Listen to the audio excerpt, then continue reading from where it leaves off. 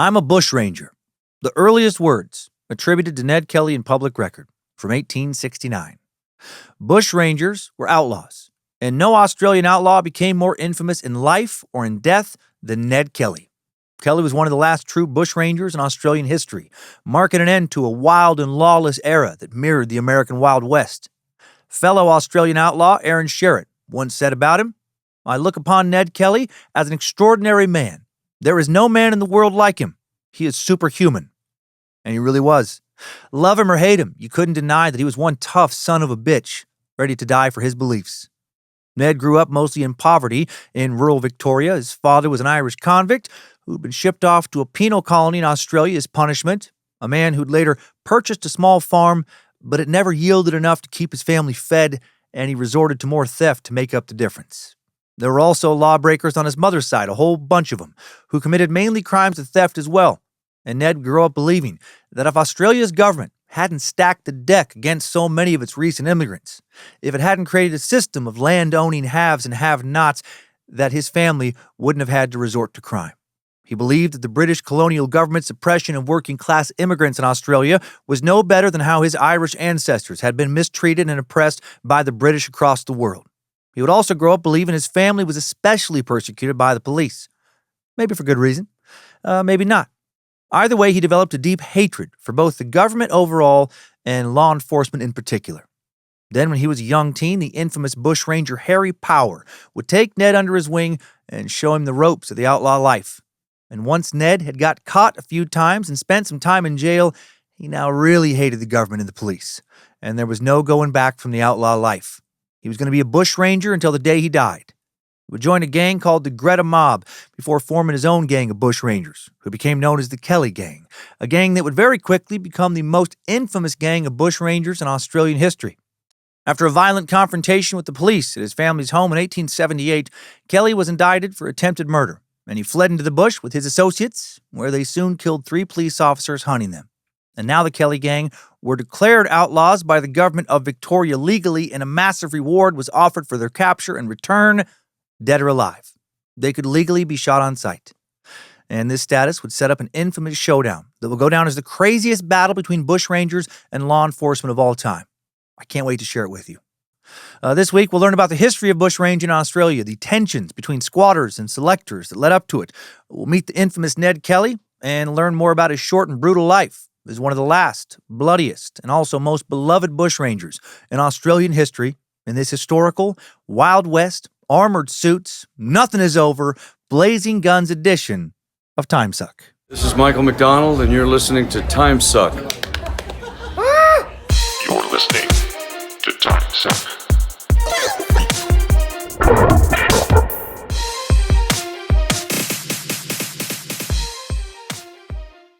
Well, happy Monday. Welcome back to the Cult of the Curious. I'm Dan Cummins, the Suckmaster. Man, so goddamn proud of the brave, upstanding, inspiring citizens of Minneapolis right now, it fucking hurts. And you are listening to Timesuck. Hail Nimrod, hail Lucifina, praise be to good boy Bojangles, and glory be to Triple M. I have been pushing ahead for months to try and give myself some breathing room with all the curated content I kick out each week between this show and Scared to Death, and this episode was recorded back on January 26th. Before we get into today's episode, I would like to take a moment to acknowledge something very real and very heavy. I'd like to pay my respects to Renee Good and to Alex Preddy. Like many of you, I've seen the videos surrounding their deaths. And once you have seen something like that, once you have watched human beings die at the hands of the state in your own country, you don't get to pretend you didn't see it. I refuse to reject the evidence of my own eyes.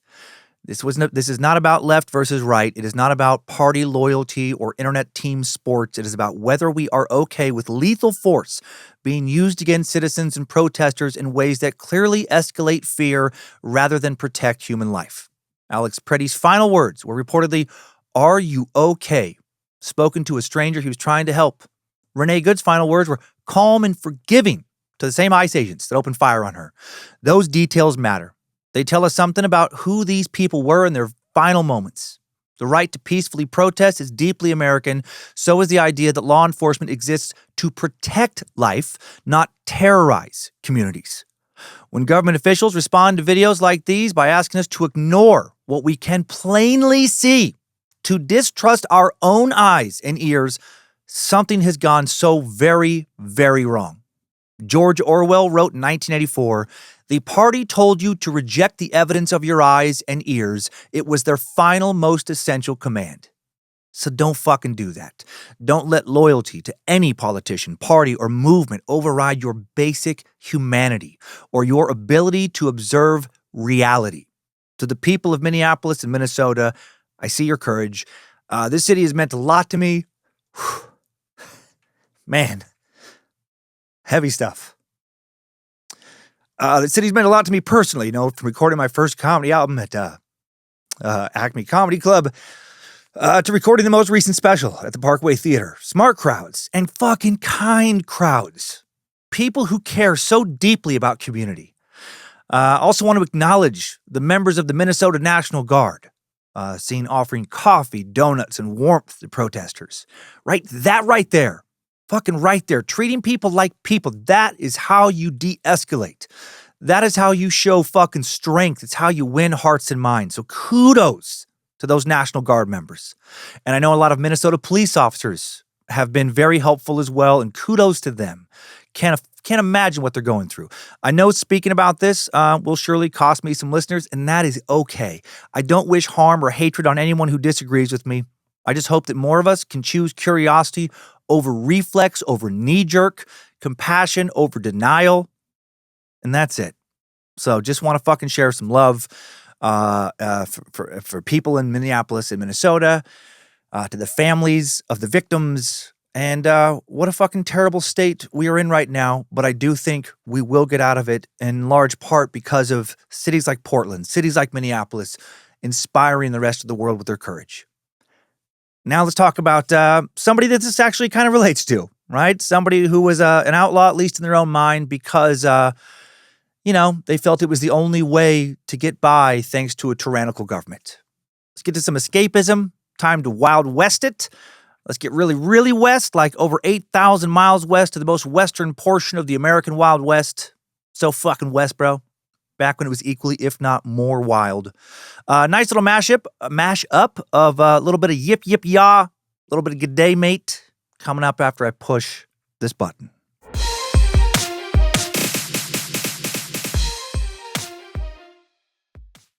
Okay, structure-wise, going to start off today with a brief overview of Ned Kelly's legacy in Australia, followed by an examination of the historical context of bushranging before diving into a timeline of Kelly's life. Ned Kelly is one of the most famous/infamous Australians ever, right up there with Margot Robbie, Hugh Jackman, Mel Gibson, Steve Irwin, the AC/DC guys, the Bee Gees, Silverchair, don't forget about them, Men at Work, Oingo Boingo, that one breakdancing lady from the Olympics, and Kevin Rudd, the former prime minister who was once caught literally eating his own earwax on camera. Academic Graham Seal, the professor of folklore at Curtin University and the director of the Australian Folklore Research Unit, wrote, "Ned Kelly has progressed from outlaw to national hero in a century, and to international icon in a further 20 years. The still enigmatic, slightly saturnine, and ever ambivalent bushranger is the undisputed, if not universally admired, national symbol of Australia." Seal argues that Ned's story taps into the Robin Hood archetype, and the myth of Australian bushland is a place of freedom from oppressed or oppressive authority. Kelly's infamous siege and last stand at Glen Rowan, which we'll cover extensively in the timeline because it was pretty fucking badass, and the main reason by far I chose this episode, was a big international story. Ned's wild outfit of iron, bulletproof armor that weighed just a tick under 100 pounds, looked like something out of a low-budget 80s action movie, some kind of like Bush League RoboCop, was unprecedented and sparked widespread fascination and secured his international infamy. Kelly has since been featured in a great number of songs, poems, fiction, nonfiction books, newspaper accounts, magazine articles, documentaries, podcasts, and so much more. He's the subject of public fascination and artistic imagining even before he died at the young age of 25. In the midst of his crime spree, a play about him and his gang titled Vultures of the Wombat Ranges, that's a great name, already being performed in Melbourne. Another play, Catching the Kellys, debuted the next year. The first ballads about the gang appeared in 1878, becoming a popular subgenre and a form of protest. Roughly a century later, non-Australian musicians like Waylon Jennings, Johnny Cash, fucking love those guys, would still be singing about Ned Kelly. Kelly was also, or has also, been part of Australian cinema since the 1906 release of The Story of the Kelly Gang, which was the world's very first dramatic feature-length film. So that's some cool trivia right there.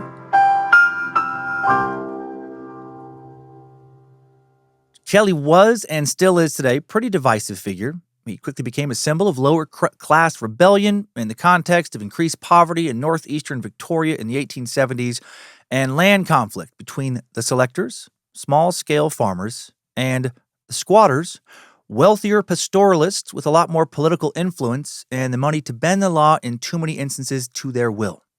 Since tensions between squatters and selectors is crucial to understanding the Ned Kelly story, let me explain these groups and their relationship with one another. Squatting, which occurred before, during, and after Ned's time, was the act of occupying tracts of Crown, aka government land in Australia, typically to take a shit on it, to squat, and fucking unload. No, to graze livestock. Kind of like homesteading here in the U.S. They could shit on their land. It was theirs.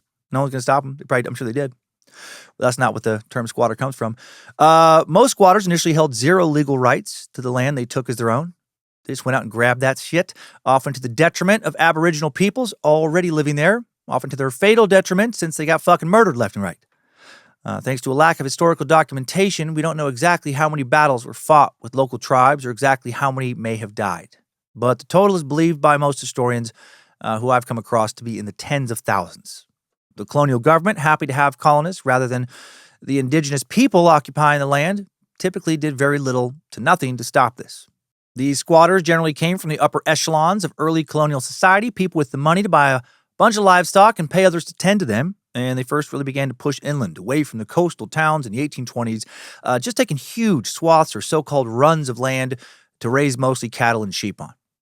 As wool began to be exported to England and the colonial population increased, and there were more and more people needing to eat more and more meat, the occupation of pastoral land for raising cattle and sheep progressively became more and more of a very lucrative enterprise, leading to the rise of what was called a squattocracy.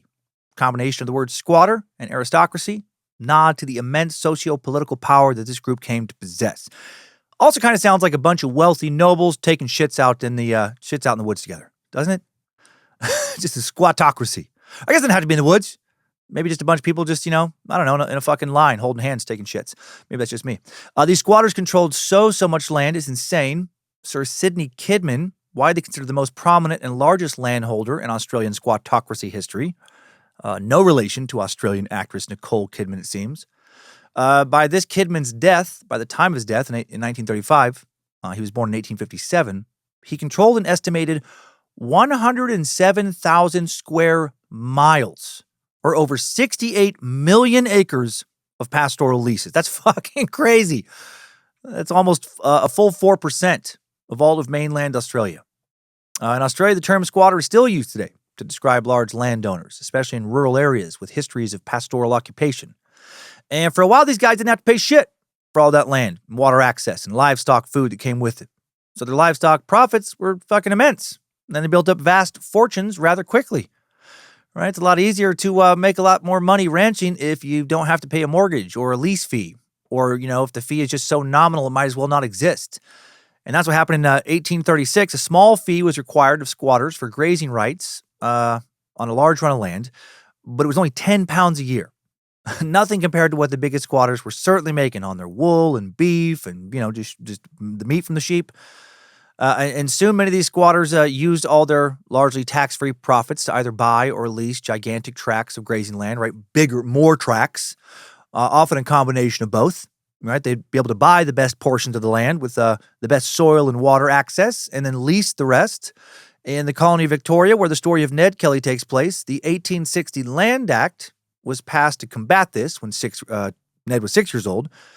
Try and stop the growing class divide between the squattocracy and everybody else. They wanted to let a bunch of other ranchers and farmers in on this action, not just in an effort to keep most of Australia from being a place where there were a handful of incredibly wealthy landowners in most areas and everybody else was left to feed off their table scraps, so to speak, but also to bolster the white non-Aboriginal population of inland Australia and just have more ranchers living in there in the inland overall. The Land Act allowed free selection of Crown land in theory, including land already occupied by massive squatter pastoral leases, or land not leased to squatters but used by squatters nonetheless for their livestock. You can see how this would cause problems, big problems. People don't generally like to let go of some of their power and access to further wealth building once they've gained a taste for it. Similar land acts will be passed in Victoria throughout Ned's childhood in 1862 and 1869, and squatting landholders' reactions to these laws during Ned Kelly's childhood would definitely help push him toward being the bushranger he was. Squatters in Victoria marginalized poor selectors, like the Kelly family, for example, by, as I mentioned, monopolizing all the best fertile land and water access, which not surprisingly led to a lot of violent conflicts. Right? Just, oh, congrats on your new land, Kelly family. Wait, what? I'm sorry? Wait, what are you complaining about? That it's damn near impossible to grow enough to keep your dairy cattle fed? That there's not enough water for them to drink? Oh, dang it. That blows. I don't have that problem at all. I have like 1,000 times the livestock you do, and plenty of water for all of them. That's a bummer. The new law legally enabled selectors to buy small surveyed plots of 40 to 320 acres of land, but again, often on land already leased by wealthy squatters. This, of course, threatened the squatters' massive pastoral holdings, the legality of which was now obviously in question.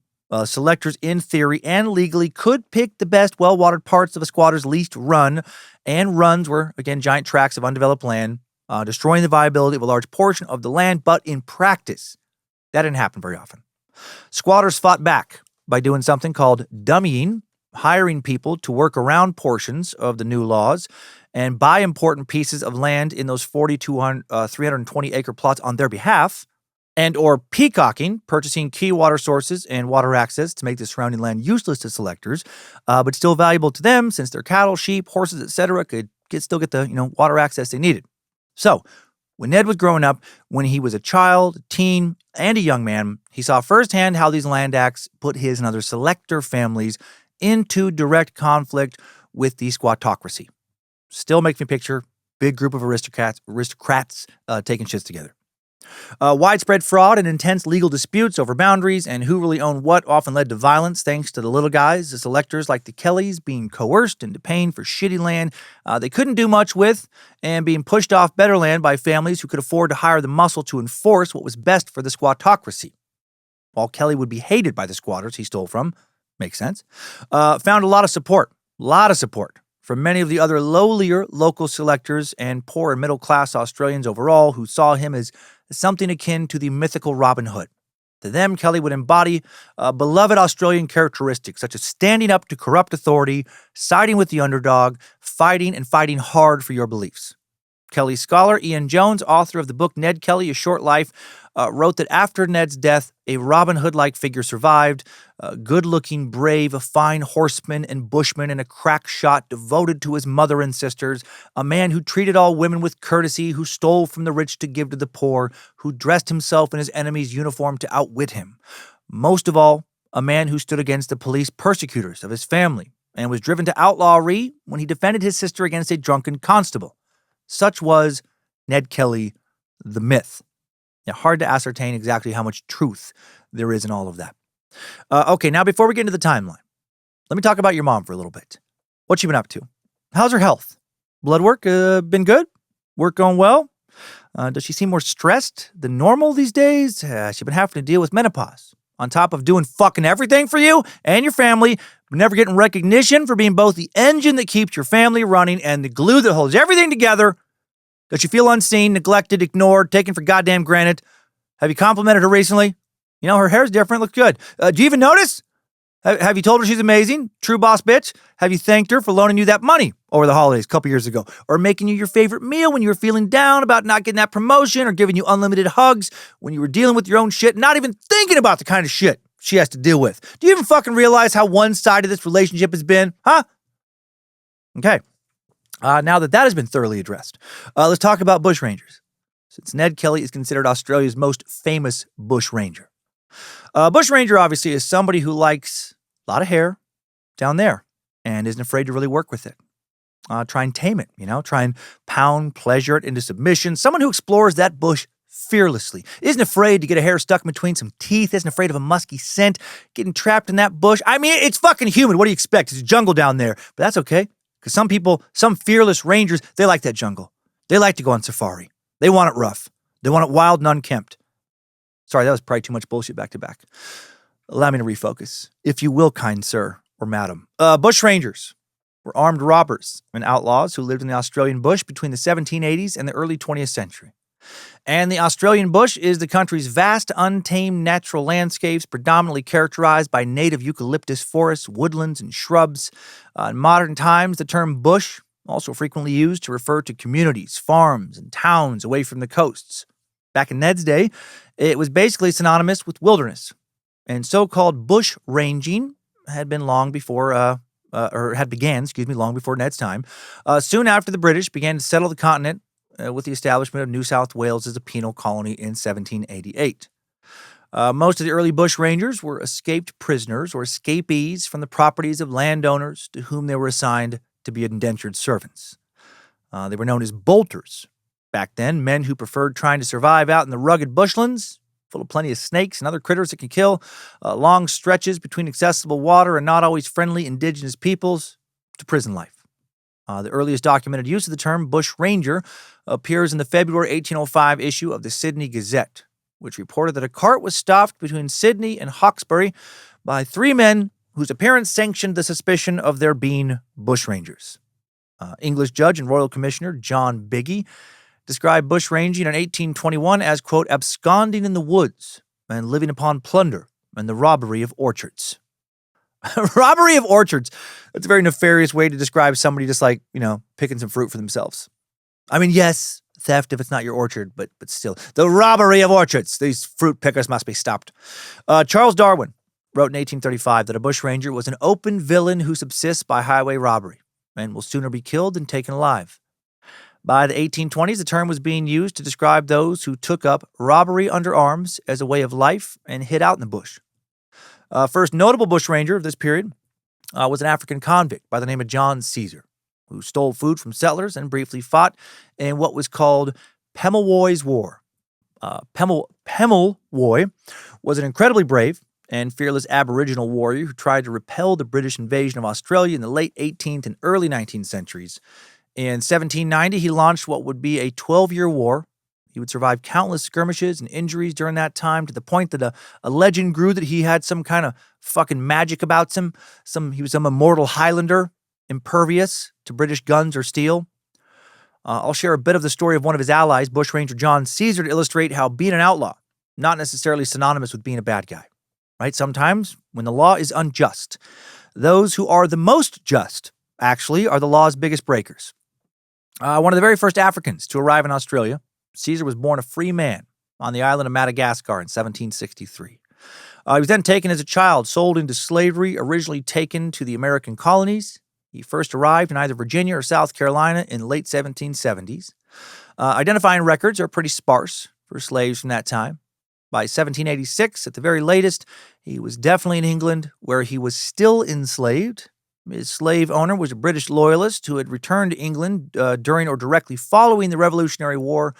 Some historians think he most likely traveled to England in 1783, arrived in the area of Spithead, an area that took its name from a spit of sand off of the coast, but sounds like a name for a pretty low-rent superhero. Right? Fucking Spithead! Behold, it is Spithead!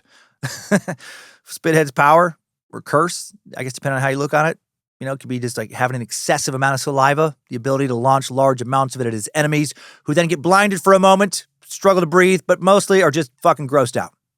Anyway, in early 1786, Caesar was charged with stealing 12 pounds from a local residence. Later that same year, March 13th, tried at Maidstone in Kent for stealing another 12 pounds from another residence. His sentence was being sent to the brand new British penal colony of New South Wales for 7 years. He arrived in Botany Bay with the First Fleet. The fabled First Fleet, but not totally fabled because it's definitely real. January 19th, 1788. And Caesar was sent to work at Garden Island, one of the harshest penal colonies in New South Wales. There he became known as Black Caesar for unknown reasons. And he gained a reputation as a conscientious and hard worker. And I'm being sarcastic when I say for unknown reasons. Obviously, he was called Black Caesar because he looked like Julius Caesar. And I'm guessing black was his favorite color. Still being sarcastic. Convicts at Garden Island were persistently malnourished due shockingly to not being given enough food to eat. Garden Island was intended to provide fresh vegetables for the fledgling colony, but attempts to grow food mostly unsuccessful. The weekly allowance for convicts in 1790 was 1 kilogram of pork, 1.2 kilograms of flour, 1 kilogram of rice. That's just 2.2 pounds of meat a week. Another 2.2 pounds of rice, a little more than 2.5 pounds of flour. Caesar was 6 feet tall, muscular, doing manual labor out in the heat all day, every day, and therefore, if you know fucking anything about how human nutrition works, that was not nearly enough food for a young, big, strong man working his ass off day after day. So, naturally, he was fucking hungry all the time, and he took to stealing more than his allotted rations. And I would have done that as well, right? Hunger pain sucks. I imagine most of us would have done the same. Eventually, he got caught. And on April 29, 1789, Caesar was tried for theft and sentenced to a second term of indentured servitude in the colony, this time for life. Life in prison for trying to get enough to eat. A little fucked up. For all we know, the money he stole earlier in England was stolen in an attempt for him just to gather up enough money to escape enslavement or buy enough food to not be hungry there either. Caesar escaped, took to the bush a fortnight later, reportedly with rations, an iron pot to cook some stuff with, a musket plus ammunition stolen from a Marine named Abraham Hand. Mr. Hand! Sound like a fucking Clue character or something. British Minister David Collins, the colony's judge advocate, responded by labeling Caesar, quote, an incorrigibly stubborn black. He's so stubborn, he just keeps wanting food when he's hungry. What the fuck? As he fucking then chomps on a big old turkey leg or some shit. Caesar was then spotted stealing a brick-making gang's rations on May 26, right? That fucking stubborn son of a bitch just won't stop trying to eat. He was pursued but not caught. On the night of June 6, Caesar struck again, stealing more food. What the fuck? From the house of Zachariah Clark, the colony's assistant commissary for stores. And this time he was caught by a convict named William Saltmarsh. Oh, good job, Billy. Doing the Lord's work, you fucking bootlicker. Caesar was described by David Collins after his first recapture as, quote, so indifferent about meeting death that he declared while in confinement that if he should be hanged, he would create a laugh before he was turned off by playing off some trick upon the executioner. Holding up such a mere animal as an example was not expected to have the proper or intended effect. Okay, David? What kind of animal keeps trying to get food when he's hungry? Sure, you would have been way more noble than that, buddy. Instead of being hanged, Caesar was sent back to Garden Island to work in chains now. And in addition to his rations, he was also supplied with some extra vegetables to appease him from the garden, keep him in line. After months of good behavior, he was finally allowed to work with his chains removed, and he's off again into the bush. Sayonara, motherfuckers! December 22nd, 1789, Caesar escaped in a stolen canoe with a full week's provisions. Then a few nights later, this bushranger, this fucking outlaw, this hardened criminal, stole another iron pot to cook stuff with, and a musket and some ammunition to hunt and steal food with. And now for a few weeks, he sustained himself by stealing food from local Aboriginal people and robbing colonist gardens. But then, during his scavenging, he struggled to survive after he lost his musket. During one subsequent food raid, without his gun, Caesar got speared by an Aboriginal person, who I can't blame for defending their food. January 30th, 1790. Badly wounded, he returned to camp the following day, surrendered to the authorities. Then he attempted to clear his name by explaining he had been wounded whilst trying to retake some cattle that the Aboriginals had stolen from the colonists. The authorities were certain that Caesar had made up this story to avoid a lashing or worse, and he was sent to a hospital for his injuries. He healed, he was pardoned for his recent crimes, he was not freed. Sent to another labor camp, this time on Norfolk Island.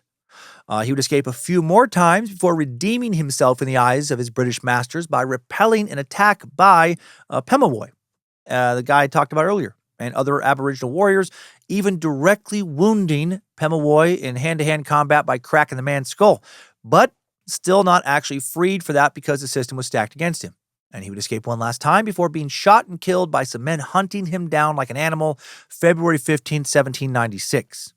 Dead at the age of 32 or 33. So that's so-called bushranger. Doesn't exactly sound like an outlaw, does he? Doesn't sound like some hardened criminal avoiding an honest day's work. No, he was just a man living in a society where his primary crime was being black. And if he didn't want to work as a slave, if he wanted to eat more than a shitty allotted rations, being an outlaw, a bushranger, that was the only other option. I'm sure it's fucking annoying to Australian listeners how every time or nearly every time an Australian topic comes up, at least for a moment, I feel like trying to have an accent, even though I know I suck at it. I don't know why I feel so compelled to. Anyway, other bushrangers would fight alongside Indigenous Australians in frontier conflicts. The government tried to end this collaboration by rewarding Aboriginal people for returning convicts to custody. Turning one exploited, marginalized group of people against the other, a classic power and control move by the powers that be. Aboriginal trackers would play a significant role in the hunt for a number of bushrangers. Escaped convict bushrangers would become particularly prevalent in Van Diemen's Land, the modern-day state of Tasmania, in the early 19th century. Van Diemen's Land. That's a fucking badass name. Sounds like something out of a video game. It sounds like a place where pirates live, or Dutch demon hybrid creatures. Infamous bushranger Michael Howe, the so-called lieutenant governor of the woods, led a gang of up to 100 members at one point, engaged in what amounted to a civil war with the colonial government in Van Diemen's Land. Some referred to him as the Demon Bushranger, or the Terror of Van Diemen's Land. It's fucking dope. Arrested for robbery in 1811. He was sent to the island to be an indentured servant in 1812, but he declared, having served the king, he would be no man's slave. And he quickly took off into the woods. Raided for years along with some other bushrangers, even ran off a governor. Eventually, in the fall of 1818, he was tracked down, killed, and beheaded. And his head put on display to the public outside of the old Hobart Penitentiary and the intersection of Brisbane and Campbell Streets. Bushranging would thrive in many parts of Australia during the colony's mid-19th century gold rushes then. A whole bunch of outlaws of all sorts roamed the goldfields of New South Wales and Victoria.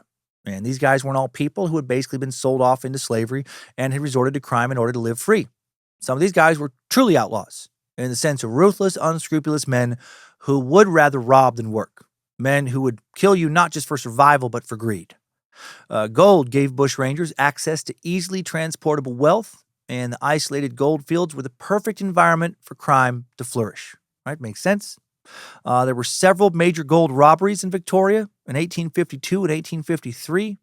3 bushrangers would be hanged during that era in front of large crowds for their roles in robberies.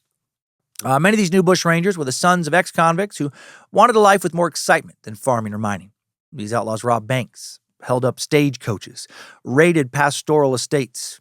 The Gardiner-Hall gang, one of the most infamous groups of bushrangers operating in Australia in the mid-19th century, led by Frank Gardner and Ben Hall. The Gardiner-Hall gang was responsible for the 1862 Escort Rock robbery, largest gold heist in Australian history.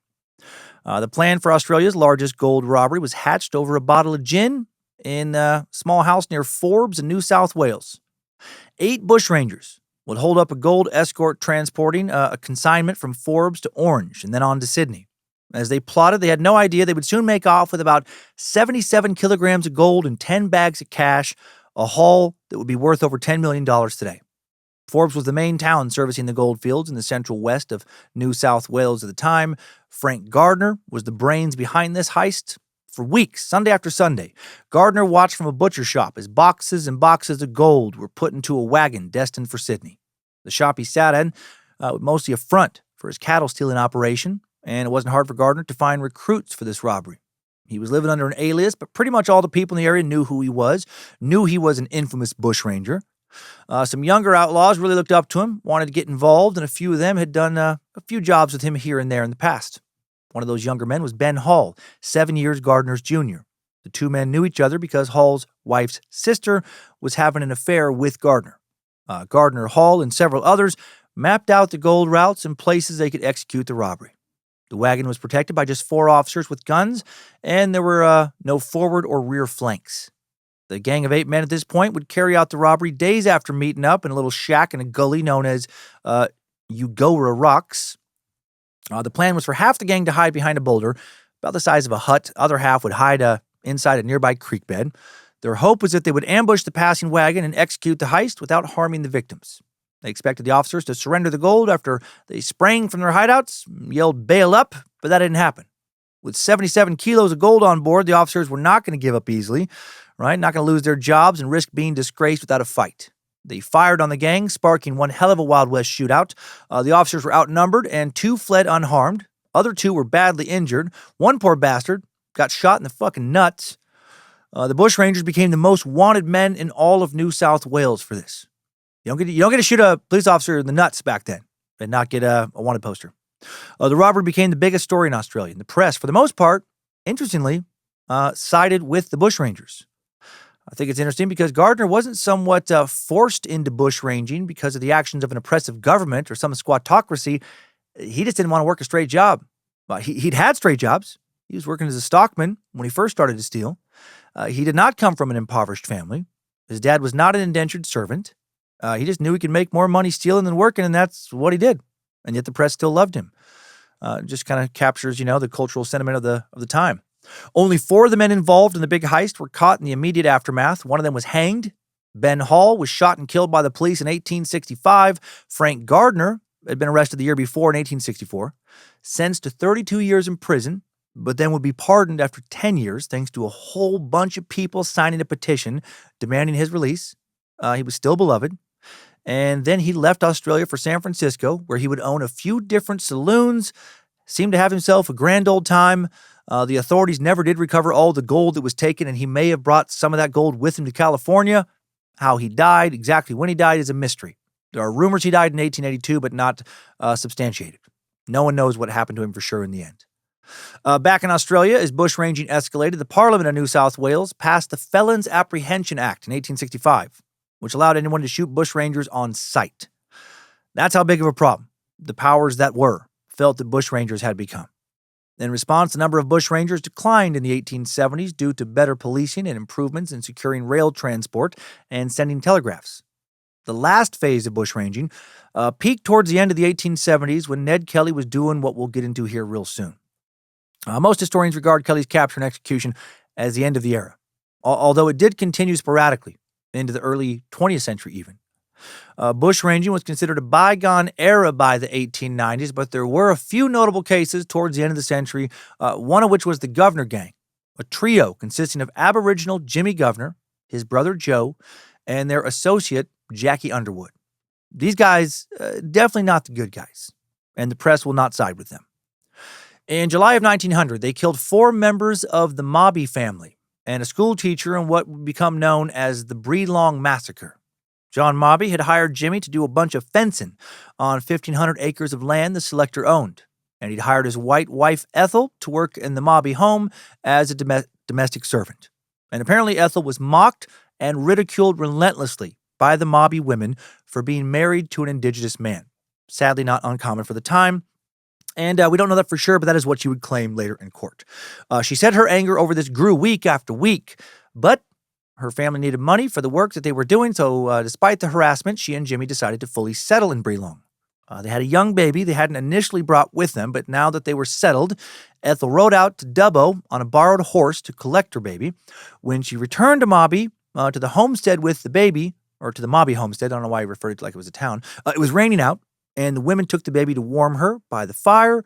While Ethel was unsaddling the horse, she said she looked in through the window, saw the women ridiculing and laughing at her child. Ethel then ran into the house, grabbed her baby, and then walked 3 miles to the camp where Jimmy was working, seething with rage. Soon after that, Jimmy's brother Joe came to visit them, as did their friend Jackie Underwood. Some sources list him as being a cousin. Shortly thereafter, Mrs. Mobby supposedly overcharged them for the rations. Then Mr. Mobby rejected a bunch of their work, which cost him money, and now Jimmy began to fantasize about getting some vengeance, about doing some bushranging. Then on July 20th, 1900, Jimmy and Ethel got into an argument at camp. The argument turned to the Mobbies, and Ethel basically told Jimmy that he was a coward who wouldn't stand up to them and just let them walk all over him, his wife, and his daughter. And that was the last fucking straw. Now, Jimmy, Ethel, Joe, and Jackie, around 11 p.m., rode to the Mobby home with a couple of rifles, and shit got real crazy real quick. According to Jimmy's version of events, which he shared at his later trial, Mrs. Mobby and Ellen Kurz, a 21-year-old teacher living with the family, came to the door, at which point Jimmy asked, quote, "Did you tell my missus that any white woman who married a black fellow ought to be shot? Did you ask my wife about our private business? Did you ask her what sort of nature I have, black or white?" The women by Jimmy's account, responded, quote, with a sneering laugh. And he then, quote, struck Mrs. Mobby in the mouth. Kurz then allegedly said, "Pooh, you black rubbish. You want shooting for marrying a white woman." Jimmy then hit Kurz on the jaw, knocking her down. In his own words, he then, quote, got out of temper and got hammering them and lost control of myself. In the ensuing melee, a panel of the Mobby's front door would be shattered by a fucking tomahawk, indicating it had been closed against the assailants. Mrs. Mobby was mortally wounded by 5 gashes to her neck and head inflicted by Jimmy. Kurz and 16-year-old Grace Mobby retreated to an adjoining bedroom where 11-year-old Hilda Mobby and 19-year-old Elsie Clark were in bed. 3 boys, 14-year-old Percy Mobby, 9-year-old Bert Mobby, and their cousin, 13-year-old George, were sleeping in an enclosed veranda and woke up to the noise. Jack hid under a bed. Percy went to confront the attackers, but was, quote, chopped down by Jackie Underwood as he entered the front sitting room where his mother lay. Damn. The door to the bedroom where the women had retreated was smashed in, but Kurz and the 2 Mobby girls managed to escape by climbing out of a window. However, Elsie Clark was caught and attacked with a club, receiving severe wounds to her face and head. And then, after they had climbed out the window, Kurz and the 2 girls started to run towards the inn. Jimmy set off after them in pursuit, caught up with Kurz and Grace, killing the former at the scene, mortally wounding the latter with blows from that damn tomahawk. Hilda was ahead of the other 2, but stumbled and fell down the steep bank of the creek. Jimmy caught up with her, hit her with repeated blows using a club, leaving her head, quote, completely crushed in. Amidst the chaos and the slaughter, young Bert Mobby managed to slip out of the house. The terrified boy hid in the bushes near the creek for some time before running to the old inn to tell his dad. The men and women were staying in separate buildings, so he ran to tell his dad what happened. Mr. Mobby grabbed his gun, hastened to the house, closely followed by his son Reggie and brother-in-law Fred Clark. They arrived barely 10 minutes after the murders had begun, but the assailants had already left. My God, the fucking agony they must have felt. The only family members who remained unscathed were Bert, his cousin George, who had hidden under the bed again, and the 2 youngest children who had been sleeping in a separate building behind the house. Percy, Hilda, and Kurz all dead. Grace hung on for 2 days, and then she died as well. The children's mom, Sarah, also died from her multiple tomahawk wounds July 24th. Elsie Clark survived her injuries but was left permanently deaf from the blows she had received. After the murderers fled, Ethel was told by Jimmy to take their child to Dubbo. They wouldn't make it. They were quickly caught by a posse looking for Jimmy, his brother, and Jackie, and held at the Mobby homestead. The Governor brothers, meanwhile, soon parted ways from Jackie Underwood, who was also quickly caught, and he will be hanged months later in January of 1901. Jimmy and Joe now carry out more perceived vengeance following their initial massacre, settling old scores with people Jimmy felt had wronged him or them. Jimmy killed a 70-year-old man, Alexander McKay, with, again, a fucking tomahawk as he was pruning a fig tree on his property before also attacking the guy's wife, Mary, before stealing their money and some clothes and then leaving on a stolen horse. Ethel said McKay had once accused Jimmy of theft and insulted him. Following day, the Governor brothers headed further east. At mid-morning, they arrived at Selector Michael O'Brien's land, about 18 miles southwest of Marawa. O'Brien's wife, Elizabeth, her teenage son, James, and a nurse, Catherine Bennett, were sitting in the detached kitchen behind the house. Elizabeth was heavily pregnant, and Mrs. Bennett was staying with her to assist with the birth. The brother suddenly appeared at the kitchen door. Mrs. O'Brien said, "What do you want?" And Jimmy replied, "You speak civil. Surrender, or I will shoot you." And he wasn't fucking about. A moment later, Jimmy started firing his gun. Elizabeth and Bennett were both shot several times, the former also struck by Joe's tomahawk, inflicting a fatal blow. Jimmy then actually broke the fucking rifle stock by using it to beat James to death. The governors then ransacked the house, taking money, clothes, and some boots. Bennett was still alive, shot with a bullet that entered her collarbone, passed through her chest. She was able to stagger from the kitchen after her assailants had left, and she found Michael O'Brien, who walked to a neighbor's home to send a rider to alert police in Marawa. But by the time they arrived, the Governor brothers, again, gone, long departed. The supposed motive behind this attack is ridiculous. Apparently, years earlier, Jimmy and Michael O'Brien had gotten into a heated argument during a cricket match, and that led to O'Brien beating Jimmy's ass in front of some witnesses. Holy shit. Imagine getting into a fight in we're here like a fucking softball game, or at the golf course, bowling alley, wherever, and you end up beating some dude's ass. And then years later, He shows up at your house with guns and a fucking tomahawk and kills your family. 2 days later, the Governor brothers broke into an empty house belonging to Thomas Hughes, stealing a Winchester rifle and ammunition. Now in the vicinity of Willar, they headed to Kiernan Fitzpatrick's farm. Another bit of vengeance. Jimmy believed that Fitzpatrick had poisoned some of his dogs years earlier. So he's there to settle another score. Fitzpatrick was 74 years old, lived with his 23-year-old nephew, Bernard. At mid-morning, after Bernard went to his brother's nearby, the governors moved in on the old guy. Jimmy approached the house, called for Fitzpatrick, who came out with his rifle ready. Then Joe fired from a hiding place and hit the old guy in the shoulder. Then Jimmy rushed at him with a fucking axe now, struck him twice in the head, killing him. Beat his head in with an axe, because the guy might have poisoned his dogs. And you know what? If the old guy did poison his dogs, okay, that's fair. That feels fair to me. I am okay with dog poisoners taking axes to the head. Bojangles very much on board with that. But we don't know that he did that. Bernard heard the initial shot that had been fired, returned to see the governor still there and his uncle dead. He fired a shot at the murderers, then ran to Willar for help, and the brothers once again bolted. A week after the murders at Breelong, it was reported that considerably over 100 police officers, together with 12 trackers, Aboriginal trackers, were searching for the Governor brothers. Settlers moved out of their homesteads in fear of the governors. Women and children were brought to towns for safety, while many of the men joined in the pursuit. Over the next 3 months, the Governor brothers, styling themselves as bushrangers, carried on a series of additional break-ins, robberies, and assaults. The manhunt that got underway to capture them was reportedly Australia's largest, estimated to have involved over 200 police officers and trackers and over 2,000 armed civilian volunteers. A reward of £1,000 each was offered for the brothers, dead or alive. Crazy amount of money in those days. They were also legally proclaimed outlaws, which meant they could be legally shot and killed on sight. In October of 1900, Jimmy was finally captured over 2 weeks after he got shot in the fucking face. A bullet passed through his cheek, knocked out 4 teeth before exited the other side of his face. And he still was on the lam for another 2 weeks. Days later, Joe was shot dead by a guy tracking him. Jimmy will end up getting hanged 4 days after Jackie, his cousin or friend, is hanged on the morning of January 18th, 1901. His wife, Ethel, would visit him in jail on a number of occasions before he died and would be pregnant with the couple's second child when he died. Within a year, she will marry another Aboriginal man who she will go on to have 11 kids with, and then she will live until 1945. Following the deaths of the Governor boys, the last phase of bushranging was sustained mostly by quote-unquote boy bushrangers. Teens who sought to commit armed robberies in the style of their heroes, most of them captured alive, but a few did die in some shootouts with the police.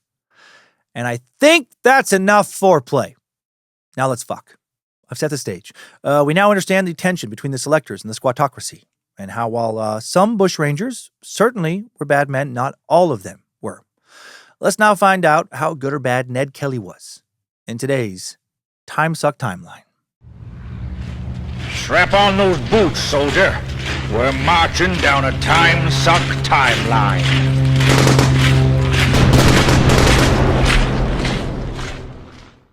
The exact birth date of Edward Ned Kelly is unknown, but most historians place it at some point during the 1800s. I will say I feel confident saying he was for sure born at some point after Julius Caesar, after Shakespeare, after Galileo and Moses. I can say that with 100% confidence. I can also say he was born in December of 1854. Ian Jones wrote in his book, Ned Kelly, A Short Life, Ned Kelly was probably born on the lower slopes of an extinct volcano within weeks or even days of a bloody battle between rebel Ballarat gold miners and the forces of Her Majesty Queen Victoria. Well, how fucking mythical! Ned was the second surviving child and first son of John Kelly, an ex-convict, and Ellen Quinn, later Kelly, who had come to the continent from Ireland. John was nicknamed Red because his balls were the exact shade of red as a clown's nose. I mean, I am talking exactly. No, he was called Red because of his ginger hair. Ginger hair on his head. After leaving prison, Red made enough as a gold digger and horse dealer. He was able to pay £615 for a 41-acre farm overlooking Beveridge, a settlement 25 miles north of Melbourne. This is where Ned will spend the first part of his childhood. Red never talked to his son about why he had been transported to Australia, but one of his brothers-in-law would tell the kids, Ned and his siblings, that he was a convict. Some claimed he was transported for socio-political reasons because of his views on Irish independence. Red would definitely pass on strong Irish pride to his kids. Many years later, a newspaper reporter who spoke to Ned's mom, Ellen, claimed Red was transported because of a faction fight or some other affray at a fair in which a man had been killed. A royal commission recorded the crime as an agrarian outrage stated to have been shooting at a landlord with intent to murder. The phrase agrarian outrage usually applied to rebel activity. However, Irish and Australian documents will later reveal the truth about why Red was shipped to Australia, and it wasn't that fucking cool. In December of 1840, John Kelly from Tipperary County stole 2 pigs worth £6 from farmer James Cooney. John was 21 at the time, living with his parents, Thomas and Mary Kelly, in a small cottage. Red took the stolen pigs to the market, was later arrested in a lodging house. Police described Red as a notorious character who was involved with 3 men in a prior theft of 7 cows. He received the minimum term of 7 years transportation to Australia. That's fucking crazy. That was the minimum. Like you steal something once, we're going to go easy on you. All right? We're going to go easy. We're going to ship you across the world for a minimum of 7 years where you will be enslaved. Right? We're not going to throw the book at you. Don't you fucking worry. His case papers were put into a Crown Witnesses file, meaning he had likely snitched on his accomplices to secure this deal. Otherwise, I don't know, I guess maybe he would have been hanged. The 3 accomplices were arrested. One of them, Philip Reagan, shot to death when he then tried to escape. Red was sentenced on January 1st, 1841, sent to Dublin, kept on a brig in the harbor until July. That sucks. When then he and 180 other convicts would set sail for a penal colony in Van Diemen's Land. July of 1841 was also the month, coincidentally, that the Quinn family arrived in Melbourne. Ned's mother and her kin. Quinns came from County Antrim in northeastern Ireland. James Quinn told the kids that they had moved to Australia to improve their position. Makes sense. James was 37, his wife Mary 32 at the time of the move. Oldest son Patrick was 65 years old. Fucking have that make sense to me. I don't know how they did it. No, he was 15. Their youngest son Jimmy, just 6 months old. They had 6 more in between: Helen, Jack, Mary Ann, Ellen, Kate, and Jane. Ellen was 9 years old when they arrived in Australia, and one friend would later recall about her, quote, "Some said there was a wild strain in her. She loved to be free and hated restraint. She was sent to school, but was often missing from her class. When she would roam over the hills and the woods after birds' nests or wild berries, she would tear her clothes, hiding in some hedge when she saw someone she feared, would inform on her plain truant." That's awesome. Clearly, she had a lot of spirit and personality as a kid, and she will have so much as an adult as well. Their journey to Australia was not easy. The ship experienced an outbreak of whooping cough that killed 16 kids and 2 adults on board. Little Ellen, despite the misery around her, said to have become a favorite of the crew, regaling them with Irish songs. Adorable. Once they arrived in Australia, her dad, James, worked as a porter at, quote, different commercial establishments and earned enough to rent some land and purchase a few cows and steers. They settled on a small farm on Mooney Ponds Creek near the village of Brunswick. Mary and the children milked the cows, while James carted goods, sold firewood in Melbourne. Young Ellen would soon go to work as well at a saddlery for a couple years until her dad rented a bigger property in Broadmeadows, a suburb of Melbourne. Around 1849, James was able to move near the settlement of Wallen, where, becoming a selector of sorts, he was able to rent 640 acres. Ellen was almost 18 by that time. She was described as, quote, slim, darkly attractive, and as handy on the farm as any of her brothers, good with the cattle, and a superb horsewoman. Darkly attractive, that's mysterious. The next year in 1850, when Ellen was 19, Red met her and started courting her. He definitely found her darkly attractive. Red was working as a fencer, a dude who built fences, not a guy who fought with a tiny, skinny sword. When he met her dad, James Quinn, in a pub, Red talked James into a scheme to make some extra money by setting up a still to produce some moonshine. But then after he sobered up, James was like, I don't want to do that. Still, Ellen found herself hot and bothered. She was interested in the man who was, quote, 6 feet in his stockings, broad-shouldered, strong and active. In fact, in every way, a fine type of athlete. He was fucking hot. According to the Royal Australian Historical Society, she, quote, felt an immediate and powerful hankering for a solid serving of hard ginger cock. I don't think that's a real historical organization, by the way, so you might want to disregard that. Ellen's father, James, did not approve of the match. He hated gingers. I don't know if he hated gingers, but he didn't like him. And he refused Red's request to marry Ellen. Ellen didn't care. She left home, and she started fucking. They really did. Young couple moved to Melbourne with Ellen already pregnant in May of 1850 with a baby like all gingers that would have no soul. 6 months later, they eloped November 18th, 1850. And Red's property in Beveridge wasn't actually too far from Ellen's family, who remained in Wallenwall about 5 miles away. Seems like Red and James patched things up. February 25th, 1851. Red and Ellen's daughter, Mary Jane Kelly, is born. She's baptized 5 days later, which is pointless for gingers, right? They don't have souls. That's what I heard on the internet. But then sadly, it's assumed that she did die soon afterwards. However, the first record of her death would not be made until 10 years later when her brother's birth registration noted that she was deceased. In 1853, Red participated in gold mining now in the town of Bendigo in Victoria. Failed to strike it rich, but did earn some money, so not a total bust. Returned home in December of 1853, greeted by Ellen and new daughter Anne, who had been born in November. Ellen then quickly became pregnant again, and with Ned, when Anne was only 4 months old. Ned was named Edward after Red's closest brother.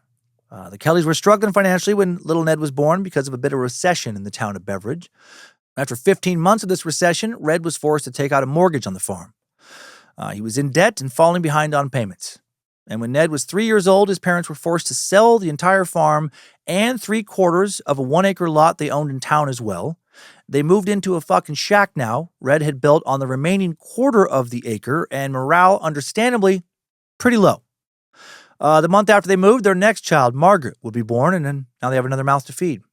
February of 1859, when Ned was 4, Red's fortunes had turned around a bit. He's able to purchase 21 acres at the southeast corner of town. He began building a house where 3 more children would be born, James in 1859, Daniel in 1861, Catherine in 1863, so life was looking good, mostly. But the Quinns, Ellen's family, and the Kellys had started getting in some legal trouble. Back in 1856, 15-year-old Jimmy Quinn was charged with possession of stolen cattle, but never convicted. 4 years later, though, back in court for assault and horse theft. This time, was found guilty of assault and spent 6 weeks in jail. Almost as soon as he was released, he was involved in another horse theft case, found guilty again, would serve 4 months in jail. 30-year-old Jack Quinn, charged with horse theft, 1860, but not convicted. He was acquitted that same year of cattle theft as well. In 1861, Jack was charged with robbery under arms, again acquitted. His brother-in-law, Jack Lloyd, went to court 3 times between 1860 and 1862 for assault, drunk and disorderly conduct, and larceny. Luck was on his side, as he was discharged each time before going to trial. Clearly, Ned's foray into bushranging did not come out of left field. Had some characters, some outlaws, both sides of the family. In 1862, Red's 22-year-old brother James, twice brought to court for cattle theft, but discharged. April of 1863, James tried for theft of 13 cattle. Ellen and 8-year-old Ned were witnesses for the defense, claiming that James had been with them at the time of the theft, but it seems like that was bullshit because James was convicted and sentenced to 3 years of hard labor. Or, who knows? Maybe he got fucked over. I don't know. I wasn't there. Meanwhile, by this point, James Quinn's family had developed a reputation as stock thieves and brawlers. 2 months after James was convicted, a new Catholic school opened up in town. And now Ned and his sisters, Annie and Maggie, would walk to school every day. However, the Kellys never returned after their December break because Red had decided to move his family to the town of Avenel, some 50 miles away. Red had sold all his property by January of 1864, firmly establishing the family in their new home. According to author Ian Jones, nothing could have been less like battling pub-born Beveridge than the hamlet of Avenel. It lay in a broad basin of summer-dry hills with stunted trees and rocks the color of ancient bronze, gathered around a 6-arched brownstone toll bridge that carried the main road across the 2 channels and broad white sands of Hughes Creek. A visitor described Avenel Station as having the character of a ducal park, and the little namesake settlement within its boundaries was very much an English village with its 30-odd houses and shops. With a small amount of money that he had after settling his debts, Red was able to rent a 40-acre farm on the edge of the little town. And it seemed like they were off to a better start in Avenel. Ellen was well liked by the townsfolk because of her horsemanship. She was apparently always willing to ride out and help people in need. Ned, Annie, and Maggie attended the local common school. Their teacher, James Irving, said to be a harsh disciplinarian. He would box the kids' ears and carried a leather strap. But Kellys were apparently well-behaved as they sat in a classroom of about 40 kids, children of various ages. One classmate later recalled that Ned was a very quiet boy, that he completed his lessons on time and frequently participated in class. One of Ned's classmates was Richard Shelton, Dick Quotamet, the son of local resident Esau Shelton. According to Ian Jones, the Sheltons most likely introduced Ned to the Aboriginal people of Australia. Esau was very interested in learning more about Indigenous people, and after he arrived in Avenel, he befriended members of a local tribe who lived near town and encouraged the women to sell baskets to coach passengers during their stopovers. Possible that Esau took Ned to their camp and introduced him to their way of life. Ned likely observed how they survived off the land, which may have influenced his future adventures out in the bush. During this time on the run, he was said to only be, or during his later time on the run, Ned was said to only be afraid of Aboriginal people who have a history in Australia as being the continent's most skilled trackers. He was only worried about them finding him. Ned first showed the people of Avenel his mischievous side. When a stallion went missing, after the owner put up a reward, young Ned appeared with the missing horse saying, "I found it up in the bush." Although the horse had been missing for weeks, it had clearly been fed and groomed. The owner gave Ned the benefit of the doubt, paid the reward, but thought he was likely the one who stole it. The Sheltons, too, believed Ned had either stolen the horse or found it and kept it hidden until the reward was offered. Ned had been in school for 2 months when a Board of Education inspector arrived and noted his presence in the 3rd grade class. Ned passed reading and writing, but he did fail math, grammar, and geography. However, only one other classmate received overall better marks than Ned did for context. That winter, James Quinn sold his land in Wallen, purchased 20,000 acres in Glenmore, New South Wales on the King River for £2,000. Man, 20,000 acres. Not sure where he got that money. Instead of following Ellen's family, Red now chose to keep the Kellys in Avenel, possibly because of the Quinns' penchant for trouble. In March of 1865, 10-year-old Ned passed math, reading and writing. So again, he was a good student. Late May of 1865, when Ellen was 6 months pregnant with the couple's last child, Red stole a calf that had crossed a low creek near their home. He skinned and butchered the calf so his family could eat, carefully cutting out the owner's brand so he knew it was a stolen calf, and he burned the carcass. But then 2 days later, the calf's owner, Philip Morgan, brought the constable to Red's home where they found the meat. Red claimed he'd killed an unbranded stray, but the constable found the hide with the piece missing. Red claimed he'd cut it out to make a green hide whip and that the pigs had dragged away the head. But then the constable found the burn pit and arrested Red for cattle theft. The cattle theft charge would be dismissed, but Red would be found guilty of, quote, having illegally in his possession one cowhide. He was fined £25, but if he wasn't able to pay the fine of £25, he would have to do 6 months hard labor. And the Kellys had no money at that time, no friends who could loan them that kind of money, and Red was forced to serve his time. And then 3 months later, while he was away, Grace Kelly was born. As the oldest son, Ned took his dad's place on the farm while his dad was away, and it was during this difficult year that Ned did something that later became a big part of his legend. Something good, actually. One morning, Ned's classmate, 7-year-old Dick Shelton, damn right we got more Dick in this story, walking to school when his straw hat blew off his head. I guess he's the same Dick. Anyway, he's walking to school when his straw hat blew off his head and caught on a tree branch. Dick climbed over a bridge railing to try and grab it, but then lost his footing, slipped, fell into the creek below. Not good at swimming. Ned was walking into town, dived in after his friend who was drowning. He dragged him to shore and saved his life. And to express their gratitude, the Sheltons would give Ned a green silk sash that would be one of his most prized possessions for the remainder of his life. Today, it is in the Benalla Museum in Benalla, Australia. He apparently wore it constantly, and for the first few weeks, he would ask people to touch it so they could see for themselves how luxurious and soft it was. Never heard of a kid being so excited about a sash. I'm guessing it was more about what the sash represented, right? He had saved a life. The kids did not return to school in 1866. The tuition, too much of a strain for the family. Red Kelly was back home now, but not doing well at all. Something happened to him during the 6-month stretch of hard labor that seemed to break his spirit. And for the short duration of the rest of his life, he would be a shell of the man he once was. He would be fined for being drunk and disorderly within a year of returning home in 1866. And then by that November, he began to suffer from edema or fluid retention. And then just the following month, on December 27th, he would be dead. 2 days after Christmas, just brutal for the family. 33-year-old Ellen was now a widow with 7 kids. Ned, who was only 12, the man of the house, like all the time. He was the one to report his father's death to the proper authorities, right? 12 years old. Next year in 1867, the family moved to Greta in northeastern Victoria, near the Quinn family and their relatives by marriage, the Lloyds. And life here would be not exactly amazing. Ian Jones described Greta as a few shacks scattered among venerable red gums on the banks of 15 Mile Creek at the edge of the broad, tree-shaded Oxley Flats. Beyond, across the eastern horizon, a chain of hills ran south to the ridges of the Great Divide and the blue haze grandeur of the Buffalo Massif, with Mount Bogong and the Alps fading beyond. During the gold rush, Greta was on the route to Beechworth, a boom town, but by the time the Kellys moved there was only one hotel. Ellen and the kids moved into a de-licensed pub where her sisters Kate and Jane Lloyd lived with the kids. Ellen later moved the family into something called a slab hut. Sounds like a little bit less than luxurious. I don't think people are like blown away when you tell them that you live in a slab hut. Where do you live with your family? Oh, we live in a slab hut outside of town. Oh my God, I'm so sorry. Then sadly, the Kellys' shitty little shanty burned down while they were sleeping, leaving them with nothing but the clothes they were wearing. So all their possessions, their fucking slab hut is gone. Neighbors had to set up a collection, right? Like a GoFundMe essentially back then, to help Ellen and her family from becoming homeless. Like truly homeless. The younger children were sent to Wangaratta while Ellen and Ned stayed in Greta and tried to get back on their feet. Ned, still not quite 13 years old, collected horses.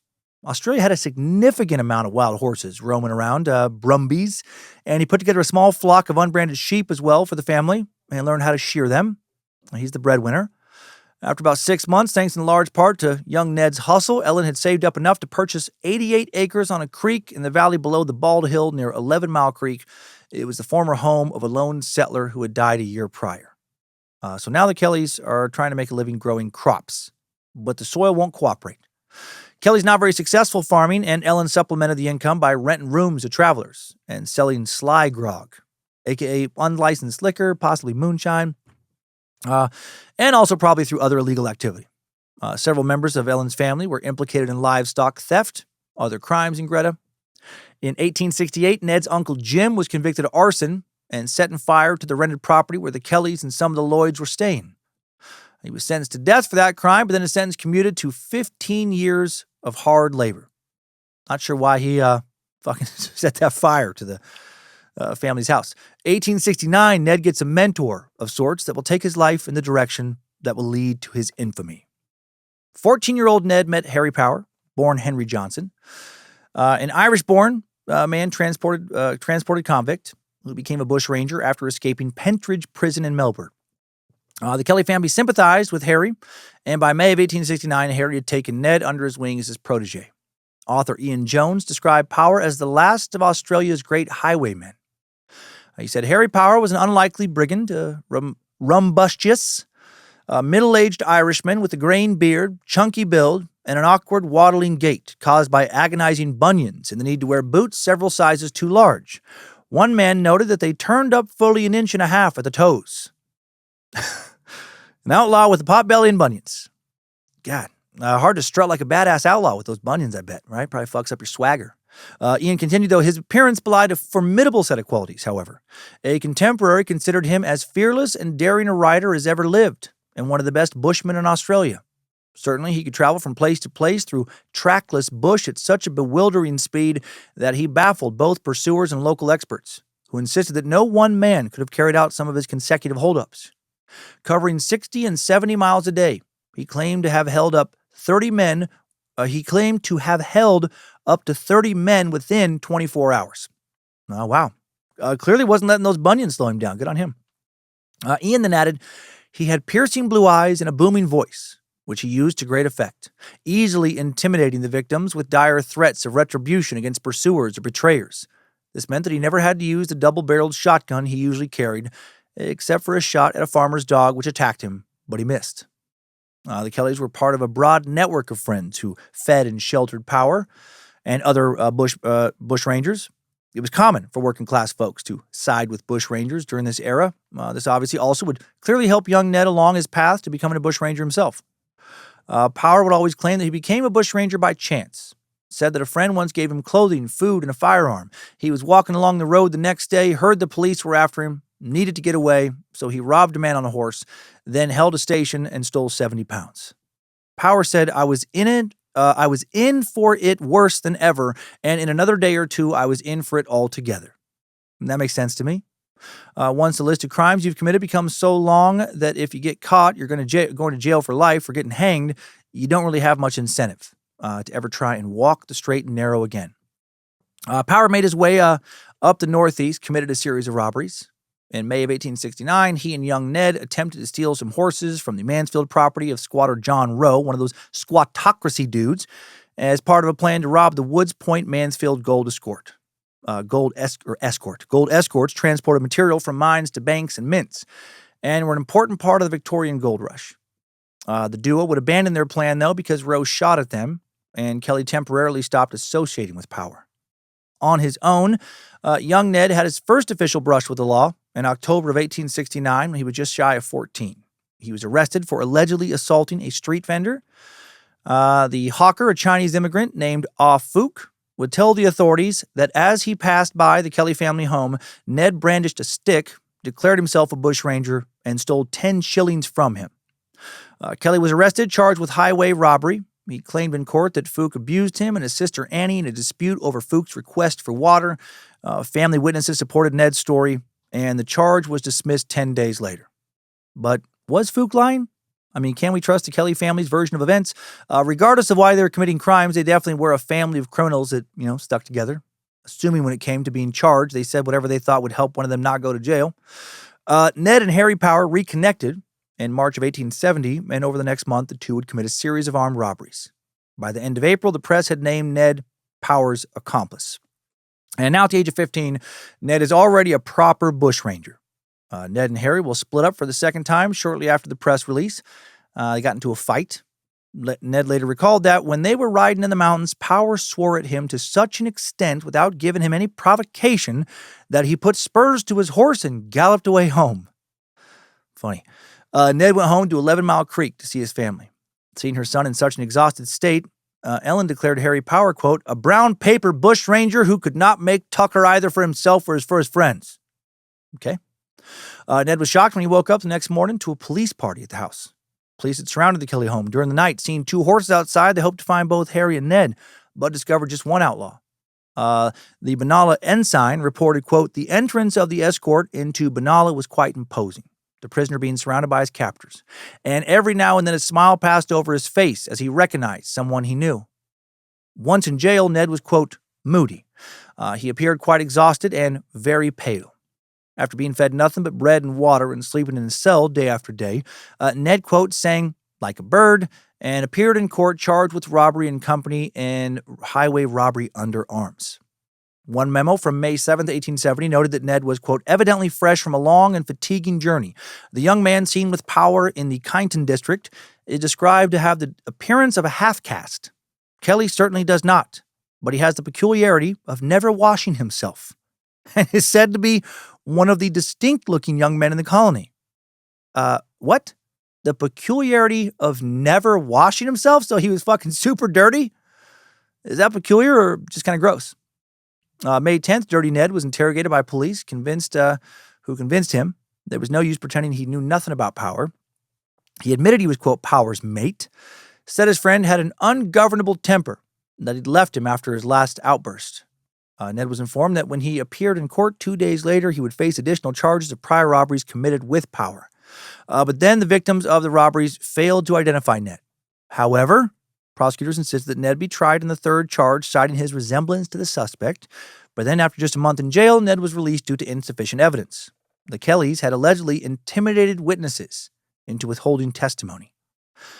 And another factor in Ned's release was likely that Power's accomplice had been described as half-caste, a term at the time for a multiracial person, likely half white, half Aboriginal. Ned was not mixed race, he was just filthy. The police believed he had been described as such because he didn't bathe. Dude's skin was literally brown because it was just covered with just dust, just caked dust. That's amazing. How do you live like that? God, if he wasn't just ever taking a bath, no way he was brushing his teeth either. Man, if I go more than one day without brushing my teeth, thanks to camping or something, it feels like my teeth are wearing sweaters. I gotta hate it. Sometimes I'll brush my teeth midday. I just like the way it feels. I also have to shower every day. If again I'm out camping or something, and there's not a shower around, okay, then not on those occasions. But if I go more than 2 days without showering, it feels like somebody has lacquered my balls with bacon grease. My skin starts to feel itchy.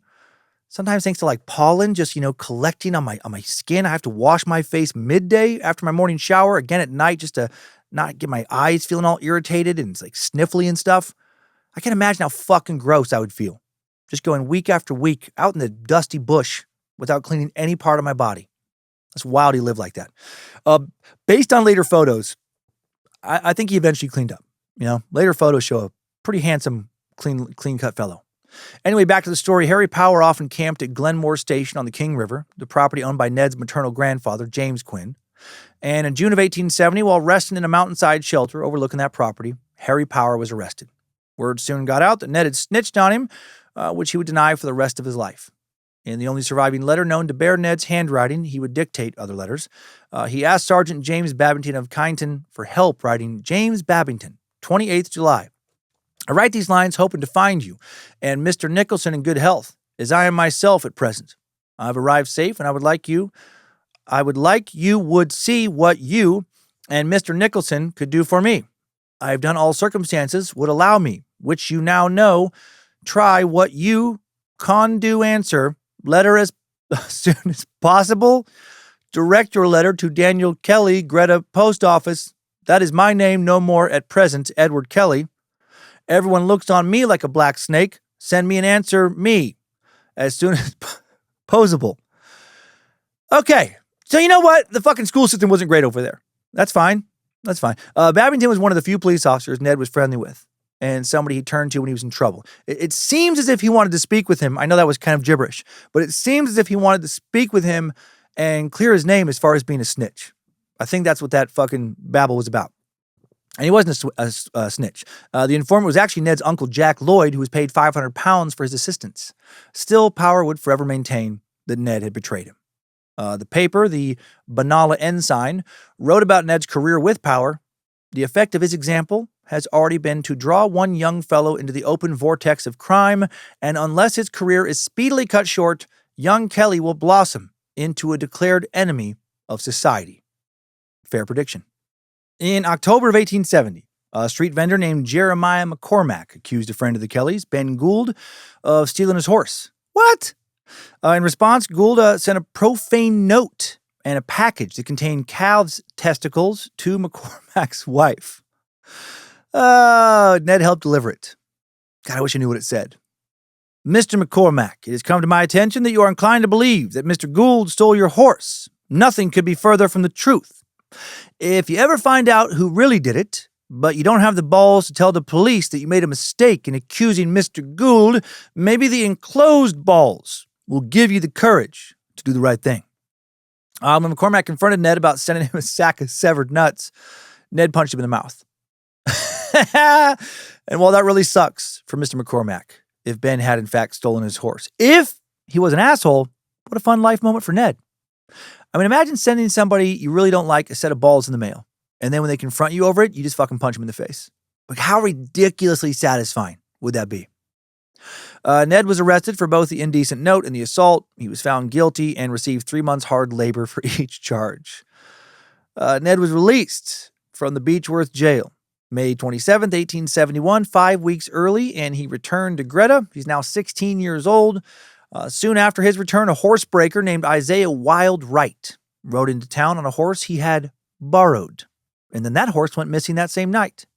The stolen horse had been stolen again. While Wright was searching for his stolen horse, Ned found it and then took it to Wangaratta. He returned to Greta on April 20th, and Constable Edward Hall tried to arrest him on the suspicion that the horse had been stolen again. Ned resisted arrest, overpowered Hall despite the constable attempting to shoot him. But then Ned was subdued with the help of some bystanders, and Constable Hall pistol whipped him until his head was, quote, a mass of raw and bleeding flesh. So this won't help his opinion of police officers.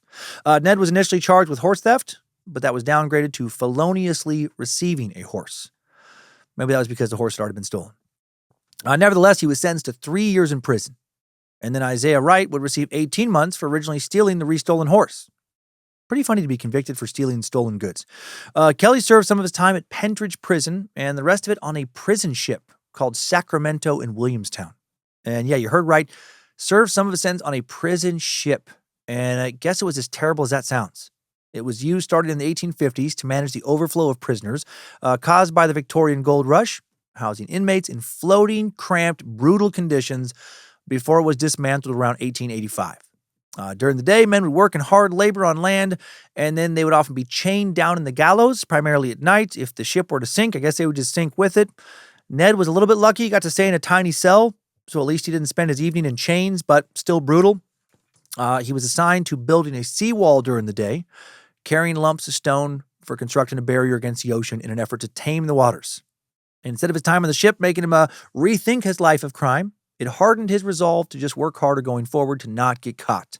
He had a lot of time to think, and he thought a lot about his dad. Thought about his dad, how he'd taken a single stray calf in order to provide precious meat that he could not otherwise afford to buy for his hungry kids, though he had tried to, make money through honest means, but then failed. And for that crime, he'd been sentenced to hard labor while his wife and kids struggled to survive without him, and it just felt very unfair to Ned. He thought about how his dad had felt like such a failure at the end of his life. But in Ned's mind, it was the system that had failed him. As Ned now saw it, rightly or wrongly, his dad had been punished for having the good grace not to plunder and pilfer the gifts of the land like the squatters, the squattocracy before him had done, and in so doing had doomed his family to poverty and desperation. Ned's hatred of the squattocracy grew and hardened, who he felt had seized all the best land for nurturing stock and raising crops before his family ever had the chance to get a piece of it for themselves. He thought about how the squatters would never have to spend day after day churning up rock-hard earth with inadequate tools just to be able to plant seeds, only to discover the dirt was infertile and nothing would sprout like it happened to his family. They would never have to worry about falling behind in their payments and losing their home if the yield from their tiny harvest fell short. Ned wasn't merely jealous of the squattocracy. He became consumed with the deep, festering hatred and resentment of them. And he would end his prison term filled with a lot more anger in his heart than he'd had when he'd started it. Ned was released 6 months early, February 2nd, 1874, for good behavior, returned to Greta, now 19 years old. According to one piece of Kelly lore, Ned, in order to settle the score with Isaiah Wright, the horse thief he had stolen a horse from and gotten in so much trouble over, he beat Wright in a bare-knuckle boxing match. Despite that, Wright would later become a known Kelly sympathizer. Over the next few years, Nellie worked at sawmills, spent some time in New South Wales, living life as a, quote, rambling gamble, likely committing a wide variety of crimes we just don't have records for because he didn't get caught. During that time, his mom married an American named George King, and some of the other Kelly kids, not as good at him as evading criminal charges. Ned's brother James was sentenced to 5 years for cattle theft in 1873. He was out by 1877, went to Wagga Wagga, where he quickly received 10 years for horse theft. After that, he lived a respectable life, or at least didn't get caught again, died in 1946 at the age of 87. Ned's brother Dan sentenced to 3 months in 1877 for damaging property. In early 1877, Ned joined his new stepfather George in an organized horse theft operation. Man, this entire family just made stealing horses and other livestock like their primary business. Ned would later claim they stole around 280 horses together. Jesus. And that his participation in horse theft, this operation, overlapped with the so-called Greta mob, a, quote, bush larrikin gang known for their flash dress. Larrikin was a term at the time for a mischievous young person, an uncultivated, rowdy, but good-hearted person, or a person who acts with apparent disregard for social or political conventions. All right. This gang included Ned's brother Dan, his cousins Jack and Tom Lloyd, Joe Byrne, Steve Hart, Aaron Sherritt, some future members of the Kelly gang, and again, stealing horses, right? Just a family affair. September 18th, 1877, Ned is arrested in Benalla for riding over a footpath while drunk. Old school DUI. I didn't know those kind of charges existed in the 19th century. The next day, maybe a bit hungover or still drunk, Ned fought with 4 police officers, escorting him to court, including a family friend named Alexander Fitzpatrick. One of the officers, Thomas Lonigan, grabbed Kelly by the balls during the fight. According to lore, Ned vowed, "Well, Lonigan, I never shot a man yet, but if I ever do, you will be the first." Kelly was fined and released for his drunken behavior. Jumping back a bit, in August of 1877, Kelly and George King sold 6 horses they stole from pastoralist James Whitty to a horse dealer named William Baumgarten in Barnawatha. 3 months later, November 10th, William Baumgarten arrested. Warrants for Ned and Dan issued in March and April of 1878. George King was able to disappear. April 11th, 1878, Constable Strachan of Greta received word that Ned was in a shearing shed in New South Wales and departed to arrest him. 4 days later, Constable Alexander Fitzpatrick arrived in Greta for relief duty, went to the Kelly home to arrest Dan for horse theft. Dan's gone, so Fitzpatrick stayed, apparently talked to the mom, Ellen. Dan and his brother-in-law, Bill Skillion, arrived later that evening, and Fitzpatrick informed him he was under arrest. Dan then asked to have dinner first, and Fitzpatrick kept watch while he ate. That's hilarious. My, how times have changed. You're under arrest. All right, but mind if I grab dinner with my mom first? Yeah, it's fine. The nice cop, maybe nice cop, would regret being kind, though, because minutes later, Ned rushed in and shot at him. Luckily, he missed. But then Ned's mom, Ellen, clocked Fitzpatrick in the fucking head with a shovel. A struggle ensued. I mean, it kind of already began. Ned fired again, and this time he did shoot Fitzpatrick, hit him above his left wrist. Then Dan's brother-in-law, Bill Skillion, and a man named Bricky Williamson, fucking Bricky's joined the fray, came in with weapons drawn. Dan disarmed the officer. Ned then supposedly apologized to Fitzpatrick for shooting him, explaining he had mistaken him for some other constable he didn't like. Fitzpatrick then fainted. When he regained consciousness, Ned compelled him to extract the bullet from his arm, and Ellen dressed the wound. Ned then came up with a cover story, promised to reward Fitzpatrick if he stuck by it. They allowed Fitzpatrick to leave, but about 1.5 kilometers from the house, he noticed 2 horsemen following him. He got worried. He escaped, went to a hotel, rebandaged his wounds, then rode to Benalla to report what happened. And this is all according to Fitzpatrick. The Kellys would tell a different story. Ned will claim he was not in Greta, and that if Fitzpatrick was injured, it was probably self-inflicted. 1879, Kelly's sister Kate will tell another story. She'll claim that Ned was there and that he had shot Fitzpatrick because the cop had made unwanted sexual advances towards her. Ned called that a foolish story after his final arrest in 1880. 3 police officers gave sworn evidence that Ned admitted he did shoot Fitzpatrick later. Later he would give that evidence or statement. 1881, inmate Bricky Williamson, who was seeking remission for his sentence in relation to the incident, claimed that Ned shot Fitzpatrick after the constable pulled out his revolver. Years later, Ned's brother Jim and his cousin Tom Lloyd claimed Fitzpatrick was drunk when Ned showed up, and that he pulled Kate onto his knee, right? A little sexual harassment, causing Dan to throw him to the ground. Then Fitzpatrick drew his revolver. In the struggle, Ned appeared. He and Dan seized, disarmed the cop. Fitzpatrick then claimed a wrist injury caused by a door lock was a gunshot wound. So all sorts of stories. Well, regardless of what actually happened, Williamson, Skillion, and Ellen Kelly were arrested and charged with aiding and abetting attempted murder, and now Ned and Dan were on the run. The 3 defendants who did not get away appeared before a judge on October 9th, 1878. Fitzpatrick's doctor, who attended to his wounds, testified that the constable was certainly not drunk, and his wounds verified his statement. The defense called on 2 witnesses who said Skillion was not present during the struggle, which cast doubt on Fitzpatrick's account. Ellen, Skillion, and Williamson were all convicted. Ned's mom received 3 years hard labor. Skillion and Williamson received 6 years hard labor each. And now Ned's going to be more committed to being a bushranger than ever. Ned and Dan had escaped into the bush, were joined by Greta mob members Joe Byrne and Steve Hart, and now the Kelly gang is formed, just 4 members. While hiding out in Bullet Creek in the Wombat Ranges, the Kelly gang earned money sluicing gold and distilling whiskey. Their sympathizers gave them food and info about the manhunt so they could continually evade capture. Nevertheless, somebody tipped off the police on October 25th, 1878, and 2 mounted parties were sent out to capture the outlaws. One party consisted of Sergeant Michael Kennedy and Constables Michael Scanlon, Thomas Lonigan, and Thomas McIntyre, who camped overnight at an abandoned mining site at Stringybark Creek in Toombullup. The gang's hideout was just 2.5 kilometers away.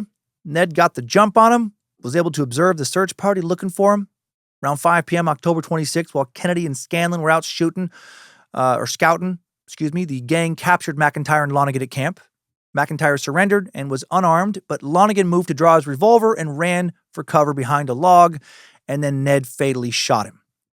And he would not regret this. He later called him the, quote, meanest man I ever had any account against. Scanlon and Kennedy arrived back at camp around 5:30. Gang hid in wait. Ned advised McIntyre to tell his friends to surrender. As McIntyre did so, Kennedy reached for his gun, and the gang opened fire. Scanlon dismounted, and per McIntyre, got shot while trying to unsling his rifle. McIntyre claimed the gang continued firing at Kennedy as he dismounted and tried to surrender. Ned later claimed that Kennedy hid behind a tree and returned fire and then fled. Ned and Dan pursued, exchanged fire with him for over a kilometer before Ned shot him dead. Kennedy turned to face him, and Ned shot him in the chest, claiming to not realize Kennedy had dropped his gun and was trying to surrender. McIntyre escaped during the shootout and made it to Mansfield. A search party was quickly rounded up and dispatched and found the bodies of Lonigan, Scanlon, and Kennedy over the next few days. Ned justified the stringy bark killings as self-defense, citing reports of policemen saying that they would shoot him on sight. These killings would, of course, turn up the heat on Ned and his gang considerably. On October 28th, the Victorian government announced an £800 reward for the arrest of the Kelly gang. 3 days later, the Parliament of Victoria passed the Felons Apprehension Act. This introduced a form of statutory outlawry, allowing citizens and police to shoot armed felons or suspected felons on sight, a drastic departure from common law. The bushrangers were given until November 12th to surrender. When they did not, on November 15th, 1878, the government issued a proclamation of outlawry, offered a £500 reward for each member of the gang, dead or alive. Anyone who encountered the gang armed or had a reasonable suspicion that they might be armed could kill them without fear of punishment. The act also penalized anyone who gave aid, shelter, or food to the outlaws, withheld information, or gave false information to the authorities, punishable by up to 15 years in prison. The fucking heat is on. The gang now tried to escape to New South Wales, but had to return to Victoria due to the flooding of the Murray River. They had several close calls with the police over the coming weeks, relied on their sympathizers who had a hell of a lot to risk now for helping them, for their continued support. The gang quickly grew low on money, were obviously not able to take an honest job at this point, so they made a plot to rob a bank in the town of Euroa. On December 8th, 1878, Joe Byrne did some reconnaissance in town. Around noon the next day, the gang held up the Young Husband train station just outside of town. This is wild, the scope of this. 14 male employees and passersby were taken hostage, held overnight in an outbuilding at the station. Female hostages held in a homestead. The next day, Dan guarded the hostages while Ned, Byrne, and Steve Hart rode out to cut, Euroa's telegraph wires. They encountered and held up a hunting party and railway workers, taking them back to the station as hostages as well. This is nuts. Then Ned, Dan, and Hart went to Euroa, leaving Byrne to guard all of the hostages, many of whom may have been sympathizers and not inclined to put up much of a fight. Around 4 p.m., the three outlaws held up the Euroa branch of the National Bank of Australasia. The National Bank of Australasia. They stole cash and gold worth £2,260 and a small number of other valuable documents and securities. 14 staff members were now taken back to the Young Husband station as hostages. They have so many hostages. And then check this out. The gang then performed some horseback stunts for the hostages before departing at 8:30 p.m., giving parting instructions for their captives to stay put for 3 hours. What the fuck? I have never heard of anything like that ever.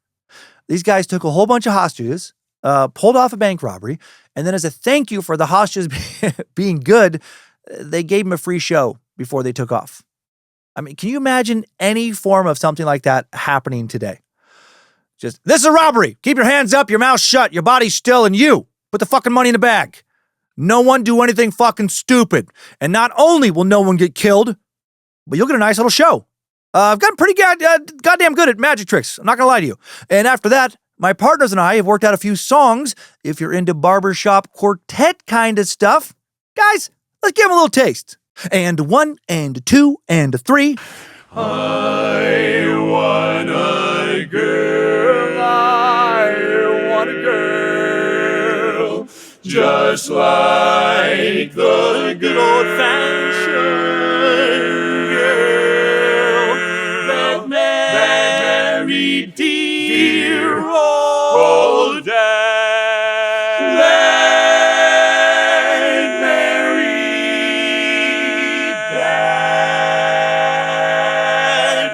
Now stay down on the fucking ground until this is over. Okay, moving on now. Apologies to anybody who's in a barbershop quartet, but I cannot take that music seriously. Whenever I listen to it, it just makes me laugh. After the raid, newspapers commented on the efficiency of its execution and the inefficiency of the police. Several hostages stated that the gang was courteous, not violent. However, some others did claim that the bushrangers threatened to shoot them and burn down the building they were held in if they fucked around and showed resistance. But they did get a show. Okay, sure, you were scared, your lives were threatened, but showbiz. During all of that, at Young Husband Station, funny name for a station, Byrne wrote 2 copies of a letter dictated by Ned Kelly. These letters were posted on December 14th to Donald Cameron, a Victorian member of Parliament who Kelly mistook as a sympathizer, and Superintendent Jason Sadlier. Luckily, Byrne, much better with grammar and overall grammatical structure than Kelly. In the letters, Kelly gave his version of the Fitzpatrick incident and the Stringy Bark Creek murders. He described cases of alleged police corruption and harassment of his family, signed the letter Edward Kelly, enforced outlaw. He expected Cameron to read the letter in Parliament, but that did not happen. Instead, the Argus newspaper would call Kelly's letter the work of a clever illiterate. On January 2nd, 1879, police obtained warrants for the arrest of 30 presumed Kelly sympathizers, 23 of whom were held in custody. Dang.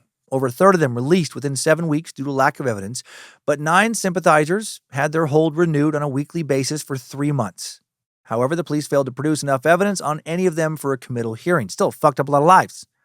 In another letter to Acting Chief Secretary Brian O'Loughlin, Kelly accused the government of, quote, committing a manifest injustice in imprisoning so many innocent people, and he threatened revenge. On April 22nd, the police magistrate refused prosecution requests to continue remands and discharge the remaining Kelly sympathizers. After the Euroa raid, the reward for Kelly specifically increased to £1,000, dead or alive. 58 police officers were transferred to northeastern Victoria, bringing the total there to 217 in the district. 50 soldiers also deployed to guard local banks. The Kelly gang, meanwhile, distributed most of their proceeds from the raid to their families and to other sympathizers, acts that will add to Ned's legend and Robin Hood status. When they needed more money, they planned to rob the bank at Jerilderie, a town 65 kilometers across the border in New South Wales. And supposedly a number of Kelly sympathizers moved into town before the raid to help them. That's awesome. February 7th, 1879, the gang crossed the Murray River, camped overnight in the bush. On the 8th, they went to a hotel 3 kilometers from Jerilderie, where they drank, chatted with sympathetic locals to learn more about the town and the police presence there. In the early hours of February 9th, the gang broke into the Jerilderie police barracks and locked up the 2 constables, George Devine and Henry Richards. They also held Devine's wife and young children hostage overnight. And then the following afternoon, Joe Byrne and Steve Hart dressed up as officers and went out with their hostage, Henry Richards, to familiarize themselves with the town. Holy shit. 10 a.m. on February 10th, Ned and Byrne put on police uniforms, took Richards with them, leaving Devine behind in the jail, warning the constable's wife they would kill her and the kids if they left the barracks. Wow, they took the threat seriously. They stayed put. The gang robbed the Royal Mail Hotel now. While Dan and Hart controlled the hostages there, Ned and Byrne took off, also robbed the nearby bank in New South Wales, stealing over £2,000 worth of cash and valuables, £2,141. Ned also found and burned deeds, mortgages, and securities, saying, quote, the bloody banks are crushing the life's blood out of the poor, struggling man. That's pretty fucking awesome. The bank hostages were held in the hotel next door, and while they were detained, Byrne held up the post office and smashed his telegraph system, while Ned had several hostages cut down their own telegraph wires. After giving the 30 hostages a lecture on the corruption of the police and judicial system, I'm understanding why he's a legend to this day more and more to a lot of people, Ned released all but Constable Richards and 2 telegraphists. And then Dan and Byrne left town with the police's horses and all their weapons. Ned stayed a while longer to entertain everybody with a little comedic mime juggling routine he'd been working on. No, but he did stay to talk to a group of sympathizers at the Albion Hotel. While there, he forced Hart to return a watch he had stolen from a local priest, and that priest then persuaded Ned to leave a racehorse he had taken behind. Following this incredible crime spree, where the gang essentially took over an entire town, like something out of a movie, they went into hiding for a full 17 months. Prior to arriving in Jerilderie, Ned wrote a lengthy letter with the goal of explaining how he became an outlaw and outlining alleged injustices he and his family had suffered at the hands of the police. And he didn't actually write this, he dictated it. He asked squatters to share their wealth with selectors and rural poor. He invoked the Irish history of rebellion against the English. He threatened to carry out a colonial stratagem designed to shock not only the state of Victoria, but, quote, also the whole British Army. This letter was dictated to Joe Byrne. It was a handwritten 56-page document of over 8,000 words. It became known as the Jerilderie Letter. It was essentially a manifesto, a longer version of the Cameron Letter sent to the Victorian Legislative Assembly and the police back in December of 1878. 2 copies were made of this letter, one by publican John Hanlon, one by a government clerk.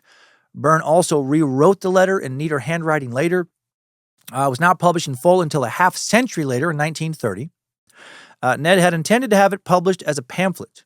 During the raid on Jerilderie, he tried to locate the town's newspaper editor and printer, and when he couldn't find him, he gave the letter to a bank accountant, Edward Living, demanding that he give it to editor Samuel Gill, and he warned, "Mind you get it printed, or you'll have me to reckon with next time we meet." But Living ignored his demands, took the document instead 15 miles to Deniliquin, New South Wales, where he planned to get on a train to Melbourne. He was accompanied by bank manager J.W. Tarleton. While Living stopped to rest at a hotel 8 miles from Deniliquin, he gave an account of what happened as he allowed hotel owner John Hanlon to read the document and make a copy. Hanlon will title his copy Ned Kelly's Confession. Next morning, Living and Tarleton take the train to Melbourne, where they deliver the letter to the office of the Bank of New South Wales. And there the police advised them against making it available to the public. In July of 1880, a government clerk made another copy of the now infamous document when prosecutors were preparing their case against Kelly for his murder trial. The original letter includes an undated note written by Edward Living that says, "This is the document given to me by Ned Kelly when the bank at Jerilderie was struck up February 1879. Kelly begins by writing, "Dear Sir, I wish to acquaint you with some of the occurrences of the present, past, and future." Many pages later, the letter ends with a threat. "Neglect this and abide by the consequences, which shall be worse than the rust in the wheat in Victoria or the drouth of a dry season to the grasshoppers in New South Wales. I do not wish to give the order full force without giving timely warning, but I am a widow's son, outlawed, and my orders must be obeyed." In the letter, Kelly admitted to certain crimes but claimed he was forced into life as an outlaw due to police persecution of himself and his family. He claimed he shot the officers at Stringybark Creek in self-defense, writing, "This cannot be called willful murder, for I was compelled to shoot them or lie down and let them shoot me." In his letter, he outlined numerous cases of alleged police corruption and called on corrupt officers to resign. He described the Victorian police as, quote, "a parcel of big, ugly, fat-necked, wombat-headed, big-bellied, magpie-legged, narrow-hipped, splaw-footed sons of Irish bailiffs or English landlords." That is quite the description. This guy was one of a kind. He demanded justice for his family and other poor families in northeast Victoria. He called again for squatters to share their land and their wealth. He condemned the British monarchy and, in, quote, "an escalating promise of revenge and retribution," invoked, quote, "a mythical tradition of Irish rebellion against the tyrannism of the English yoke." He added, "It will pay government to give those people who are suffering innocence, justice, and liberty. If not, I will be compelled to show some colonial stratagem which will open the eyes of not only the Victoria Police and inhabitants, but also the whole British Army. And no doubt they will acknowledge their hounds were barking at the wrong stump, and that Fitzpatrick will be the cause of greater slaughter to the Union Jack than St. Patrick was to the snakes and toads in Ireland." I get it now. I get why so many people saw Ned as a hero. When it comes to crimes of theft, right? Crimes committed during theft, crimes committed trying to evade capture and punishment for crimes of theft, I do think that these crimes are sometimes morally justified for sure, right? If the criminal is truly living inside a society where the deck has been unjustly stacked against him. Not saying that was the case with Ned Kelly, but like with John Caesar earlier, you enslave someone, you don't give them enough to eat, you label them a criminal, you punish them for stealing food, right? You're a piece of shit, and their crimes are righteous. Again, not as clear-cut with Ned, but I empathize. If the government, won't provide the legal means for the common man to build wealth and escape the trappings of poverty, can you really fault those who then say, fuck this system, and operate outside the law and attack the system they feel is holding them not just down, just them personally, but also generations of their family? Maybe the Kelly family could have put their heads down, abided by the law, been super frugal, slowly climbed ahead, but maybe not. What if they couldn't? What if, they could have, truly done things the right way, but because of the squattocracy's stranglehold on most means of wealth building, they were just going to be fucked regardless? It reminds me of people like growing up in extreme poverty in the inner city who end up selling drugs, not so they can, drive some flashy car or avoid honest work, but so they can help their family not end up, being homeless and get enough to eat in some cases. I just think we should have a soft spot for that type of criminal, because not all crimes are crimes of cruelty or immorality. Sometimes they're committed out of true desperation, a struggle for basic survival. In response to the raid at Jerilderie, the reward for the Kelly gang will increase to a total of £8,000, the largest reward ever issued for bushrangers. The Victoria Police received many reports of sightings and tips about the Kelly's gangs, their activities over the coming months, and police organized frequent search parties and surveillance for Kelly sympathizers, but they just couldn't find the men. In March of 1879, 6 Queensland police troopers and a senior constable under the command of Sub-Inspector Stanhope O'Connor were now deployed to Benalla to search for the gang. Kelly feared the tracking abilities of the Aboriginal police officers, but Chief Commissioner of Police Frederick Standish and Superintendent Augustus Hare doubted their value and temporarily withdrew their services.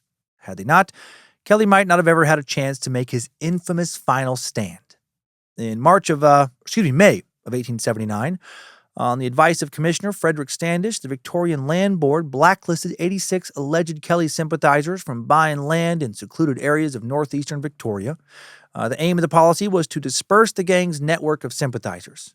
This move, unsurprisingly, increased feelings of resentment towards the colonial government and increased support for the outlaws. Facing criticism from the media and the government over the failed search, Standish appointed Assistant Commissioner Charles Hope Nicholson as leader of operations at Benalla, July 3, 1879. Standish reduced Nicholson's police forces, withdrew most of the soldiers guarding banks, and cut off the search budget, or, cut it down. Instead, he relied more heavily on targeted surveillance and a network of informers, and then that didn't work. After almost a year of unsuccessful efforts, Nicholson was replaced by Superintendent Augustus Hare. In June of 1880, informant Daniel Kennedy reported that the gang was planning another raid and created bulletproof armor out of some farm equipment. Police Superintendent Augustus Hare dismissed that as ludicrous and fired Kennedy. Dude actually gave him credible information, and he got canned for it. Police watch parties monitored Joe Burns' mother's house in the Woolshed Valley near Beechworth. Police used the home of her neighbor, Aaron Sherritt, as a base of operations, kept watch from some nearby caves at night. Sherritt, though, was a former member of the Greta Mob, lifelong friend of Joe Byrne, Kelly gang member. Sherritt accepted payments for camping with the watch parties and for being a police informant, but Detective Michael Ward suspected Sherritt was lying to the police to protect Byrne. Maybe he was, for a little while. Back in March 1879, Byrne's mom had seen Sherritt with a police watch party and publicly denounced him as a spy. Then, over the following months, Byrne and Ned sent invitations to Sherritt to join their Kelly gang. They still thought he was, on their side. But when he continued to be a police informant, the outlaws decided to murder him as part of a bigger plot, one that would, quote, astonish not only the Australian colonies, but the whole world. And they weren't kidding. On June 26, 1880, Dan Kelly and Joe Byrne rode into the Woolshed Valley. That evening, they kidnapped local gardener Anton Wick, took him to Aaron Sherritt's hut, inside of which was Sherritt, his pregnant wife Ellen, her mom, and a 4-man police watch party. Byrne forced Wick to knock on the back door, called out for Sherritt. When Sherritt answered the door, Byrne shot him in the throat and chest with a shotgun. Byrne and Dan then entered the hut while Sherritt fell and the police hid. Byrne heard them scrambling to get their guns, demanded they come out. When they didn't, he fired into the bedroom. He sent Ellen into the bedroom to get the police out, but they kept her inside with them. The bushrangers then left the hut and threatened to burn it down with everybody inside. They stayed outside for 2 more hours yelling threats before finally releasing Wick and riding away. They had other shit to get to.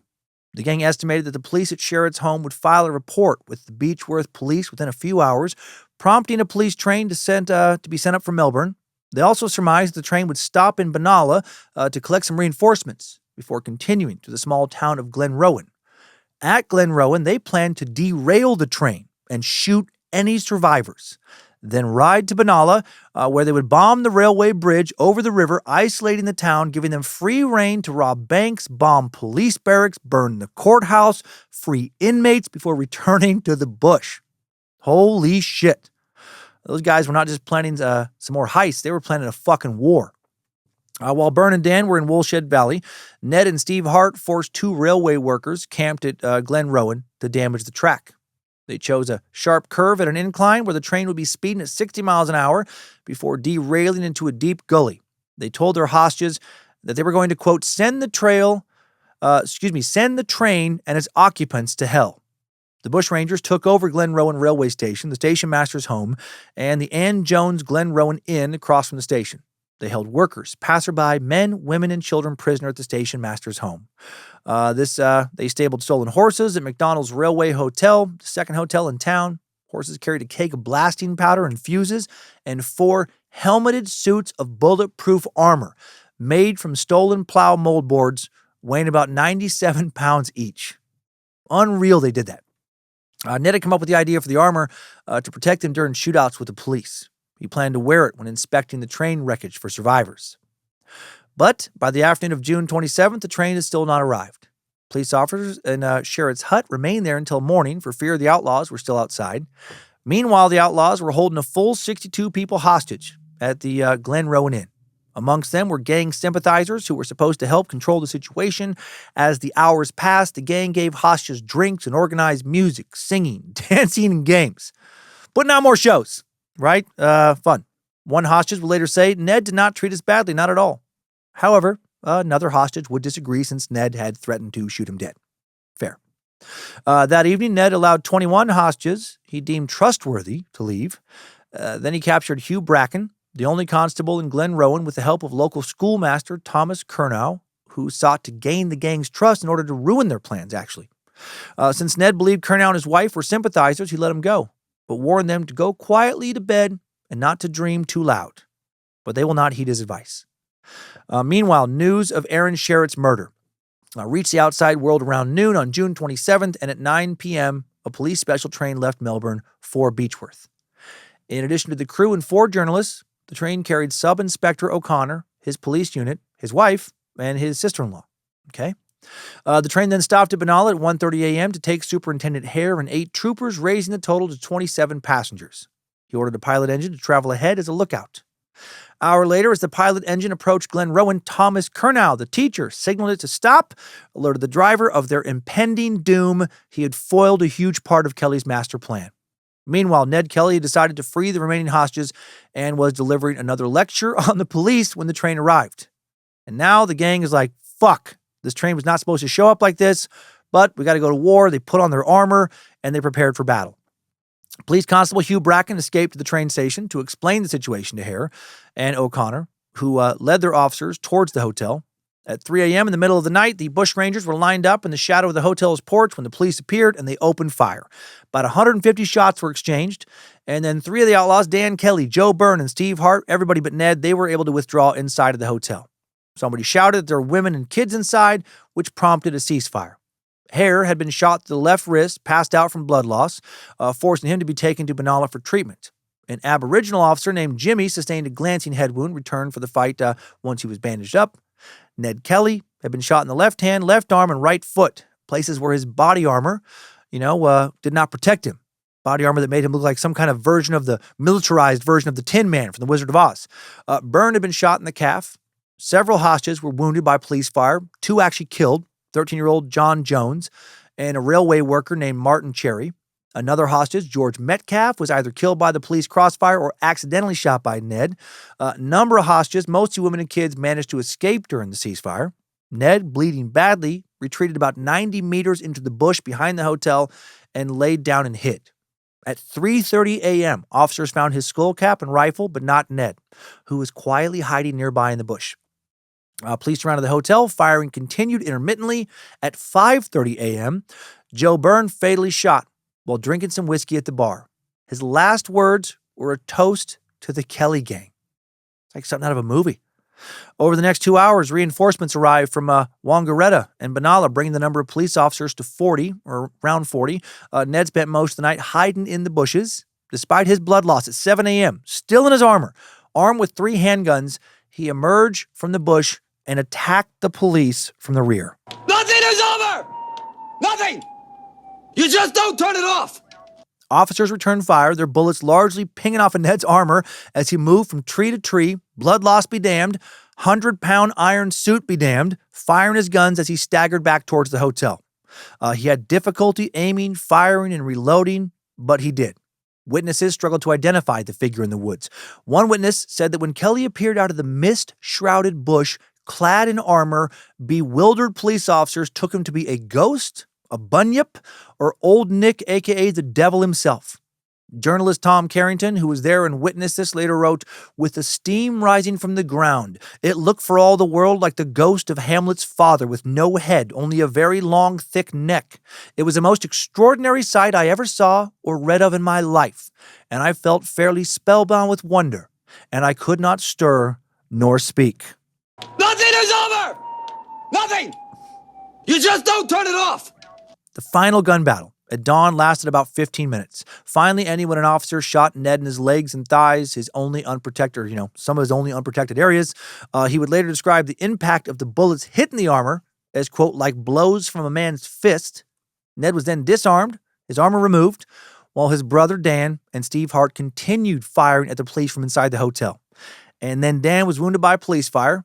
Ned was taken to the train station, treated by a doctor, later found to have 28 wounds, including serious gunshot wounds to the left elbow and right foot, numerous other flesh wounds caused by gunshots, cuts and abrasions from bullets striking his armor, which had a total of 18 bullet marks, including 5 in the helmet. Ned's bullet-scarred armor still on display today at the State Library of Victoria in Melbourne.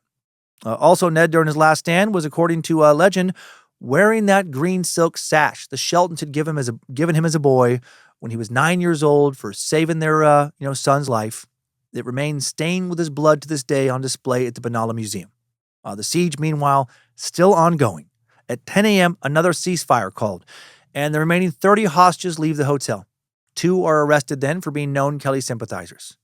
By the early afternoon of June 28th, about 600 spectators had arrived in Glenrowan. Dan Kelly and Steve Hart had finally stopped shooting, but they also refused to surrender. Superintendent Jason Sadler ordered a cannon from Melbourne to now blast out the outlaws, but then decided to burn them out instead. 2:50 p.m., Senior Constable Charles Johnson set the hotel on fire. Catholic priest Matthew Gibney happened to be passing through the area around this time. He gave last rites to Ned, then entered the burning hotel to rescue anyone inside, and he found the dead bodies of Joe Byrne, Dan Kelly, and Steve Hart. The causes of Dan and Hart's deaths, unknown, probably were shot and bled out, or, definitely Dan was shot. They probably both died from bullet wounds, but maybe also smoke inhalation. The fire died out at 4 p.m., allowing the police to recover the bodies. Other hostages wounded were Michael Reardon, his baby sister Bridget, who was grazed by a bullet. Jones' sister Jane suffered a head wound from a stray bullet, later died. Ned was transported to Benalla, where doctors determined that his numerous injuries were non-fatal. Outside the jail, Byrne's body was strung up and photographed with casts taken of his head and limbs for waxwork, or waxwork. The police arranged for a hasty burial in an unmarked grave in Benalla Cemetery so that sympathizers wouldn't steal the body. Dan and Hart's bodies were buried by their families in unmarked graves in Greta Cemetery. Meanwhile, Ned recovered at the Melbourne Jail Hospital. 4 weeks later, he was transferred to Beechworth for a committal hearing. The committal hearing would start at Beechworth Court. In August of 1880, MP David Gonson represented Ned, later said he questioned Ned's mental stability, found him ineffective in justifying his shootouts with the police. Ned believed he was going to be found guilty, so his lawyer focused on his claim that the police persecution drove him to the bushranging life. He interviewed Ned, paraphrased his transcript for the paper, The Age. Ned was committed for trial on charges of murdering Constables Lonigan and Scanlon at Stringybark Creek. Trial was transferred to Melbourne to protect jurors from threats by Ned's sympathizers. And then the trial started October 19th, 1880, before Judge Sir Redmond Barry, who had sentenced Ned's mom over that Fitzpatrick incident earlier. Novice lawyer Henry Bindon represented Ned, with David Gonson serving as counsel. Trial adjourned October 28th. The prosecution chose to proceed only with the murder of Constable Lonigan. On October 30th, 1880, bushranger Ned Kelly showed up in court wearing that metal suit again. Oh, fuck yeah, bro. Nothing is over! Nothing! You just don't turn it off! He was able to shoot his way out of the courtroom. He was able to form a new gang, battle the colonial government, and win. He became king of Australia, dismantled the squattocracy, created a society where hard work and frugality allowed anyone to build enough wealth to live a nice, comfortable life, and not at the expense of anyone else. No, he was convicted, and he was sentenced to death by hanging. At the end of the proceedings, Ned was asked if he had a statement, and he replied, "Well, it is rather too late for me to speak now. I thought of speaking this morning and all day, but there was little use. There was little use blaming anyone now. Nobody knew about my case except myself, and I wish I had insisted on being allowed to examine the witnesses myself. If I had examined them, I am confident I would have thrown a different light on the case. It is not that I fear death. I fear it as little as to drink a cup of tea. On the evidence that has been given, no juryman could have given any other verdict. That is my opinion. But as I say, if I had examined the witnesses, I would have shown matters in a different light because no man understood the case as I do myself. I do not blame anybody, neither Mr. Bindon nor Mr. Ganson, but Mr. Bindon knew nothing about my case. I lay blame on myself that I did not get up yesterday and examine the witnesses. But I thought that if I did so, it would look like bravado and flashness. When Judge Redmond Barry sentenced Ned to death, he told him, "Edward Kelly, the verdict pronounced by the jury is one which you must have fully expected." The judge also said the facts were, quote, "so numerous and so convincing that no rational person would hesitate to arrive at any other conclusion but that the verdict of the jury is irresistible, and that it is right." The judge ended by telling Ned, "May the Lord have mercy on your soul," to which Ned immediately replied, "I will go a little further than that and say I will see you there where I go." Well, that's fucking badass. Tough as nails to the very end. Judge Barry will die of natural causes just 12 days after Ned Kelly will be executed. Or did a sympathizer poison him? I don't know. November 3rd, 1880, the Executive Council of Victoria set Ned's execution for November 11th. Just 8 days later, thousands will come out to protest. Over 32,000 people will sign a failed petition for clemency. Right? They loved him. The day before his execution, Ned had his portrait taken as a keepsake for family and was allowed to meet with them. One newspaper reported that his mother told him, "Mind you die like a Kelly." Well, she was tough as nails, too. Ned Kelly was executed as scheduled. On November 11th, he prayed that morning. On the way to the gallows, he passed a garden, commented on the beauty of the flowers, but said little else. Seemed calm, didn't shake, didn't beg for his life, seemed resigned to his fate. He was hanged at 10 a.m., and his final words are reported to have been, Nothing is over! Nothing! You just don't turn it off! No, for real, no. His final words are reported to have been, "Such is life." Or possibly, "Ah, well, I suppose it has come to this." Reports varied. One police officer later said that just before the cap was put over his head, Ned glanced up at the skylight and muttered something indiscernible. He was only 25 years old.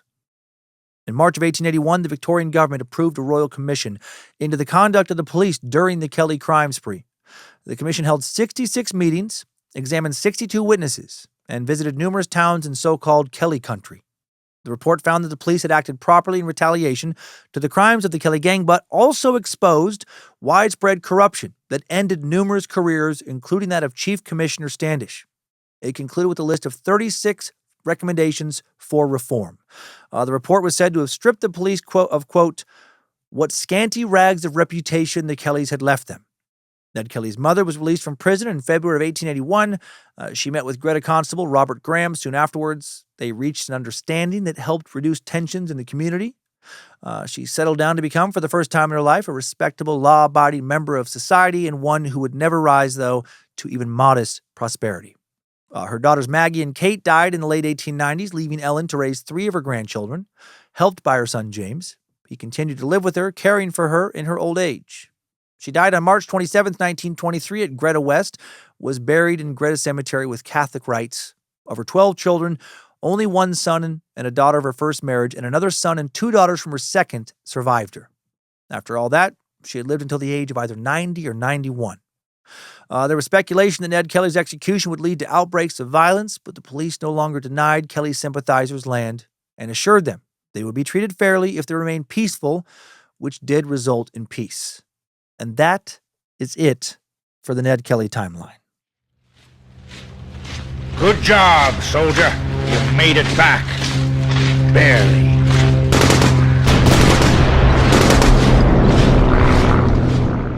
Well, Ned motherfucking Kelly, one of the last true bushrangers of Australia. Born and raised in rural Victoria by a former convict father and a mom from a family who, saw laws as mere suggestions. Early on in life, he came to view the law as the enemy. As a teen, Ned started working alongside Harry Power, an infamous bushranger. Later, Ned would join a local gang called the Greta Mob before he started his own. The Kelly gang would go on the run in 1878 after a violent confrontation with the police. Over the next 2 years, the Kelly gang committed a series of now infamous crimes and evaded the police. They are responsible for the murders of police officers at Stringy Bark Creek, though Kelly will claim self-defense. The gang raided Euroa, Jerilderie, and killed sympathizer turned informer Aaron Sherritt. In his manifesto letter, Kelly denounced the police, the government, and the British Empire. He wrote his own account of events that led him to become an outlaw. He demanded justice for his family and the poor and threatened consequences for his enemies. And then he planned a fucking war. 4 armed men in iron suits, Ned, his brother Dan, their outlaw buddies Joe Byrne and Steve Hart, versus the entire British colonial government. In 1880, the gang attempted to derail and ambush a police train as a prelude to attacking the town of Benalla, the base of police operations in the region. But the police were tipped off and confronted Kelly's gang at Glen Rowan with a lot more firepower than the men had hoped. Kelly was arrested after a 12-hour siege. Nothing is over! Nothing! You just don't turn it off! That resulted in the deaths of his 3 accomplices. He was then tried, convicted of murder, and executed in November of 1880. And just like his mother asked, he indeed did, quote, die like a Kelly. Such is life. Timesuck Top 5 Takeaways. Number 1, Ned Kelly was the son of John Red Kelly, an Irish convict sent to Australia for stealing pigs. His uncles on his mom's side were convicted of numerous crimes from horse theft to assault. With his family background, it seems Kelly might have been destined for a life of lawlessness. Number 2, Ned Kelly got involved with the bushranger Harry Power at the age of only 14. Man, so young. That was the year he was first arrested for assaulting a street vendor. Power showed Ned the bushranging life, but later accused his protege of betrayal after he was arrested in 1870. Number 3, in 1878, Ned Kelly formed his own gang with his brother Dan and associates Joe Byrne and Steve Hart. With the help of their sympathizers, the gang would travel through Victoria and New South Wales, evading police and trackers seeking a reward. During their time on the run, Kelly's gang committed the Stringy Bark Creek murders, killing numerous officers who were after them. Number 4, Ned Kelly was arrested after the siege of Glen Rowan, in which he donned 100 pounds of iron bulletproof armor, survived multiple gunshots. His arrest, trial, and execution marked the unofficial end of Australia's primary bush-ranging era. And number 5, new info, Ned Kelly's remains. Ned Kelly was buried at the old Melbourne jail in the old men's yard. In May of 1881, there were reports that his body had been illegally dissected by some medical students, which the jail's governor denied. In 1929, the jail was closed for demolition, and the remains of felons were exhumed. Before being reinterred in a mass grave at Pentridge Prison, skeletal parts were looted by workers and spectators, including one marked EK, situated apart from the rest of the remains on the opposite side of the yard. The skull was given to the police, stored at the Victorian Penal Department. In 1934, it was sent to the Australian Institute of Anatomy in Canberra. Went missing, was later found in a safe. In 1972, the skull was displayed at the old Melbourne jail until it was stolen, December 12, 1978. March 9, 2009, some archaeologists announced they believed they had found Ned's burial site at Pentridge Prison among the remains of 32 executed inmates there. The skull that was stolen in 78 was given for forensic testing with the Pentridge remains. So they got it back. The Victorian Institute of Forensic Medicine then concluded the skull was not Kelly's. So where is it? Well, he's still alive, motherfuckers. Nothing is over. Nothing is over! Nothing! He's still out there somewhere. You just don't turn it off! No, Ned's skull and bones were identified among the Pentridge remains through some DNA analysis and comparisons to wounds he had received in Glen Rowan. Most of the skull was missing, but the occipital bone showed cuts consistent with some dissection. In 2012, so he probably was examined by medical students. 2012, the Victorian government approved the transfer of the bones to the Kelly family, who made plans for a final burial and appealed for the return of the rest of the skull. January 20th, 2013, after a final mass, Ned's remains, most of them at least, buried in consecrated ground at Greta Cemetery near his mother's grave. So this is a dozen years ago. Ned's original headstone, along with 13 years ago. Ned's original headstone, along with the other inmates, repurposed during the Great Depression to construct blue stone walls protecting Melbourne beaches from erosions. It doesn't have a tombstone now, but there is a memorial stone at the cemetery announcing that his remains are there somewhere. Exact location left intentionally unknown to prevent macabre souvenir hunters. from further disturbing his remains. Timesuck Top 5 Takeaways.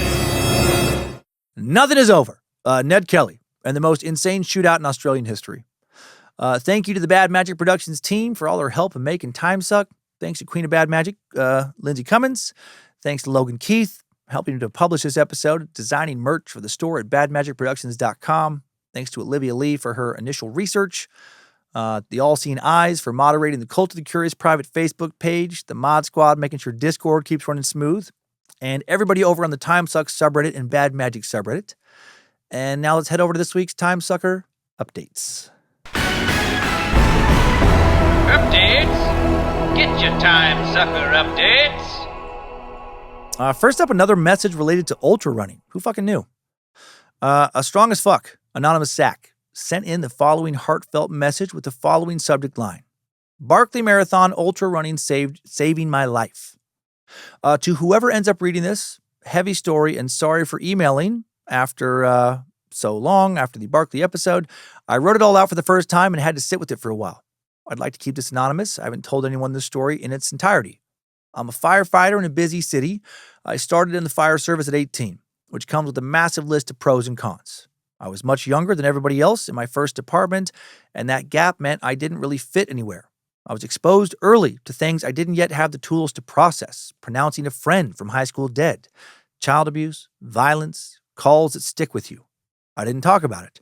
I started drinking at 19 just to sleep.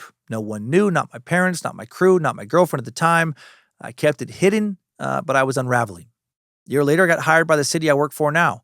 I passed the academy, was out on probation when everything finally came to a head. After an especially rough shift, the kind where no one sleeps and everyone just sits at the table trying to process, the thought crept in, I can't do this for 30 more years. That morning, I made a plan. I went to my parents' house, opened the lock on the gun safe, took out an old Browning high power, loaded a single round into the magazine, sat down in the bathtub trying to make the mess easier to clean. No note. I just wanted it done. I put the pistol in my mouth, pulled the trigger, click. My first thought was, damn, that didn't hurt at all. Then I dropped the gun and realized it hadn't gone off. I started crying, really crying. For the first time since I got into this line of work, for the first time in years, I let everything out. While I was still sitting there, my phone rang. It was a friend of mine who was about to ship off to Marine Corps boot camp. Through my blubbering, he said in his usual loving asshole way, why do you sound like a little bitch? Want to go for a run? I didn't know what to say. I just said yes. I was too scared to be alone. Told him to pick me up at my parents' place. Before he got there, I checked the pistol. I ejected the round, a complete dud. No light primer strike, just a bad round. A dud round saved my life. Over thousands of rounds, it is still the only dud round I've ever had. We went for that run. I told him everything. The job, the nightmares, the drinking, the suicide attempt. He listened. We ran 10 miles. It was the first time I'd run since high school. That run changed everything. I started running every day. I signed up for 100K just to give myself something to chase. I ran my first 100K before I ever ran a marathon.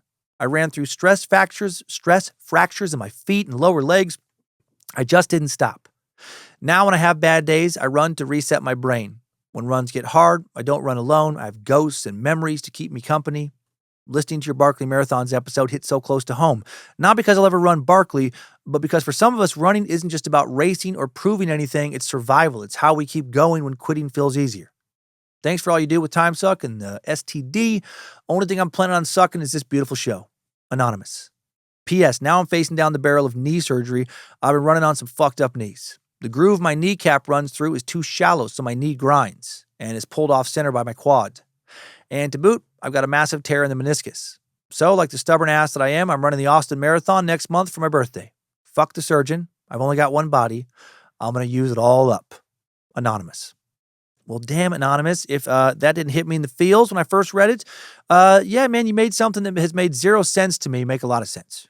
Running and running and running, the singular focus, the pain you must have to block out. It's not about punishing yourself. It's about healing yourself, right? Over and over again. And that, my friend, is a fucking beautiful thing. So thank you for what you do.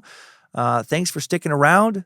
Seems like the universe has some special plan for you. That was one miraculous dud. Hail Nimrod and best of luck in Austin, brother. Next up, sorry I keep swallowing, by the way. I am fucking... I'm on this like sugar detox, and I do feel better after like 2.5 weeks. But I was reading about symptoms. I've never been so fucking thirsty in my life. It's insane how much water I've been drinking every fucking day. And no matter how much water I drink, it's just it's like mild cold symptoms. I was like, God damn, I was addicted to sugar. Anyway, next up is a kick-ass sack, Alex S. He sent in a message with a subject line of lacrosse stereotypes. 3 out of 5 stars, wouldn't change a thing.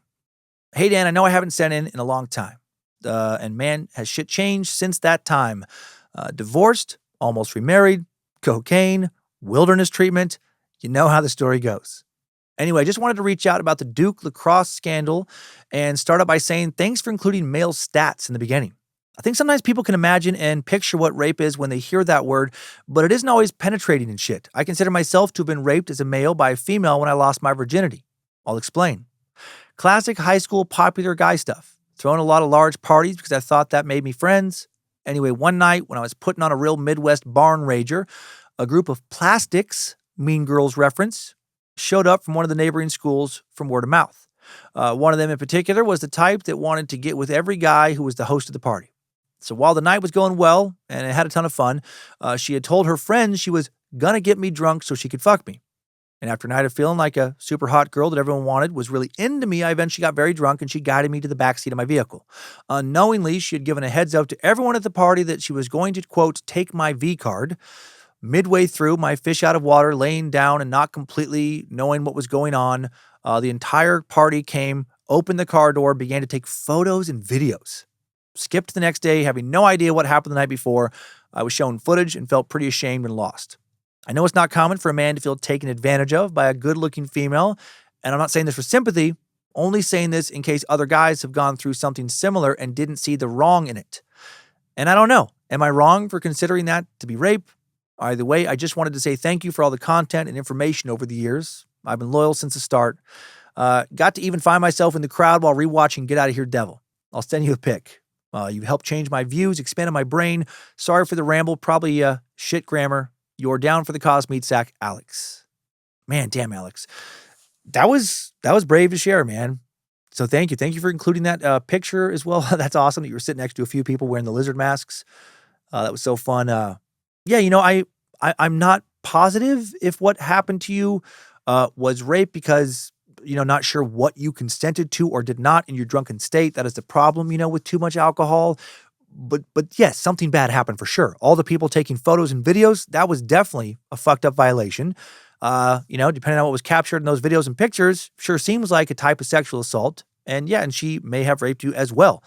Sorry that happened because it is fucked up and doesn't get talked about much. And yes, it can happen to dudes. I had a girl I was friends with in college when I was near blackout drunk, try to sleep with me. Definitely told her no many times. She kept trying to get my pants off. I literally pushed her out of bed. She forced her way back onto bed. It was like one of those college, where you kind of like lift it up, like a bunk bed, missing the bottom bunk, if that makes sense. You have like your desk under it. So anyway, she climbed back up, had to yell out. Some friends walking down the hall happened to hear. Last thing I yelled before I threw up, again, I was so fucking drunk. I used to drink so much in college, and before I blacked out, last thing I remember saying was, get her the fuck out of here. Never hung out with her again. She also never apologized. Instead, she acted like I must have been gay since I didn't sleep with her or didn't want to. So good on you for sharing that. And I hope you, are through with that rough transitory life phase you described. Yeah, I've used cocaine plenty of times. Been lucky to not get addicted. It is a hell of a drug, as Rick James has said. I hope you've said goodbye to it. And hail Nimrod, man. And now one more from a really kind sack from a really kind state. Lizzie S. sent in a message with the subject line of Team Meat Sack, Minnesota needs your help. And for the record, this was sent in just for context before Alex Preddy's murder. Hi, Dan and everyone at Timesuck. Long-time listener here, writing in for the first time. I was hoping my first time writing in would be something funny or witty, but sadly I'm asking for help to spread the word via a platform much larger than my own. Sorry for the length, but fuck it, because I feel like there's got to be something more I can do. I was born and raised in Minnesota, and I love my state. Sure, we may be considered a flyover state. It's cold enough to freeze a tit off in the winter. Our trees can explode. It's so cold. No shit, not even kidding. But I love that we take care of one another. Many people know what's going on in Minnesota with ice raids, so there's no need for me to explain that clusterfuck. My whole Facebook feed is pretty much about the protests going on in Minnesota and ice, and my feed used to be about dogs and food. Isn't that some bullshit? We all know the story of the shooting of Renee Good at this point, but there's so many other stories that are out there. An older Hmong man was taken out of his house in well below freezing temperatures in just shorts, Crocs, and a blanket over his shoulders after agents stormed his house. After being detained, they found out he was a citizen, and they released him. Maybe just because I'm a Minnesotan and I know how cold that day was, but damn if someone didn't cut onions in here. A white man who has a Purple Heart and is a veteran of the war in Iraq was detained for 8 hours without access to a lawyer before being released. Agents are not just taking illegals. They are taking everyone. No due diligence on ICE's part and seemingly no repercussions for their errors are happening. Kids are missing school, businesses are closing, all because people of color are afraid to go out. Citizens are disappearing off of the streets. Not everything is bad here, though. There's a group of people who wait outside the ICE detention center for those who are released so the group can bring people back to their houses safely and, most importantly, warm. Communities have donated food, time, resources, and peacefully protested, minus the water balloon toss at Jake Lang. The government just wants us to become violent and selfish so their methods can feel vindicated. Thankfully, we're too damn stubborn to let the government win. After all, we're too damn stubborn to leave this frozen hellscape. We go out in below freezing, oftentimes below zero temperatures, protest, blow whistles, honk horns to alert people of ICE presence, and take care of each other. That's just what we do. It's who we are. I don't know how else to explain it. If you need comedic relief in all these dark news, there's plenty out there, thank God. It's really the only thing keeping me going, along with comment sections from people out of state, sometimes out of the country, sending kind words of support to me and my fellow Minnesotans. We have probably all seen the ICE agent running and slipping flat on his ass like a cartoon character, but there's other ones like guys who walk around in onesies with speakers, skiing/sledding down hills with protest signs. Oh my God, some of those are so good. A street full of people singing together. Yep. Or my recent favorite, a guy walking around in a Pikachu onesie and the crowd yelling, "Don't fuck with Pikachu." Online people are asking how to help, and we need it. If you want to get more info, testimonies, or find ways to help and donate, go to standwithminnesota.com. If you read this on the podcast, can you also give a shout out to my boyfriend of 4 years, Jake? He introduced me to Timesuck years ago, and I thank him for it. Can you also give a shout out to my Minnesotan listeners and tell them that I'm proud of them and that we will come out of this stronger than we were before? I've got a lot of love for my state, the people in this state, and feel bad for wherever ICE targets next. With appreciation, Lizzie S., stubborn meat sack with both her tits for the time being. Oh, thank you, Lizzie. Man, hail you. I love hearing from somebody there, right? Stand with Minnesota is a great organization. Thank you for sharing that. Thanks to Jake for sharing you with Timesuck or Timesuck with you. I hope nothing else terrible happens between this recording and the episode's release, but if something does, I know the spirit of Minneapolis and Minnesota will not be broken. Special shout out to some Black Panthers in Minneapolis. Fuck yeah. Exercising their Second Amendment rights in the best way, truly embodying what the Don't Tread on Me ethos is actually about. Keep going, Lizzie. It means so much to so many of us. Keep helping, keep fighting. Hail Nimrod. Abolish ICE. Thanks, time suckers. I needed that. We all did. Well, thank you for listening to another Bad Magic Productions podcast. Be sure and rate and review Timesuck if you haven't already. Please don't build your own 100-pound iron suit. Try to wage war with 3 buddies against the entire government. I like your spirit, but you're going to need a lot more people and planes and helicopters. And, well, a lot more rifles and tin. Instead, maybe protest. Speak your mind. Vote your conscience. Don't give up. And keep on sucking.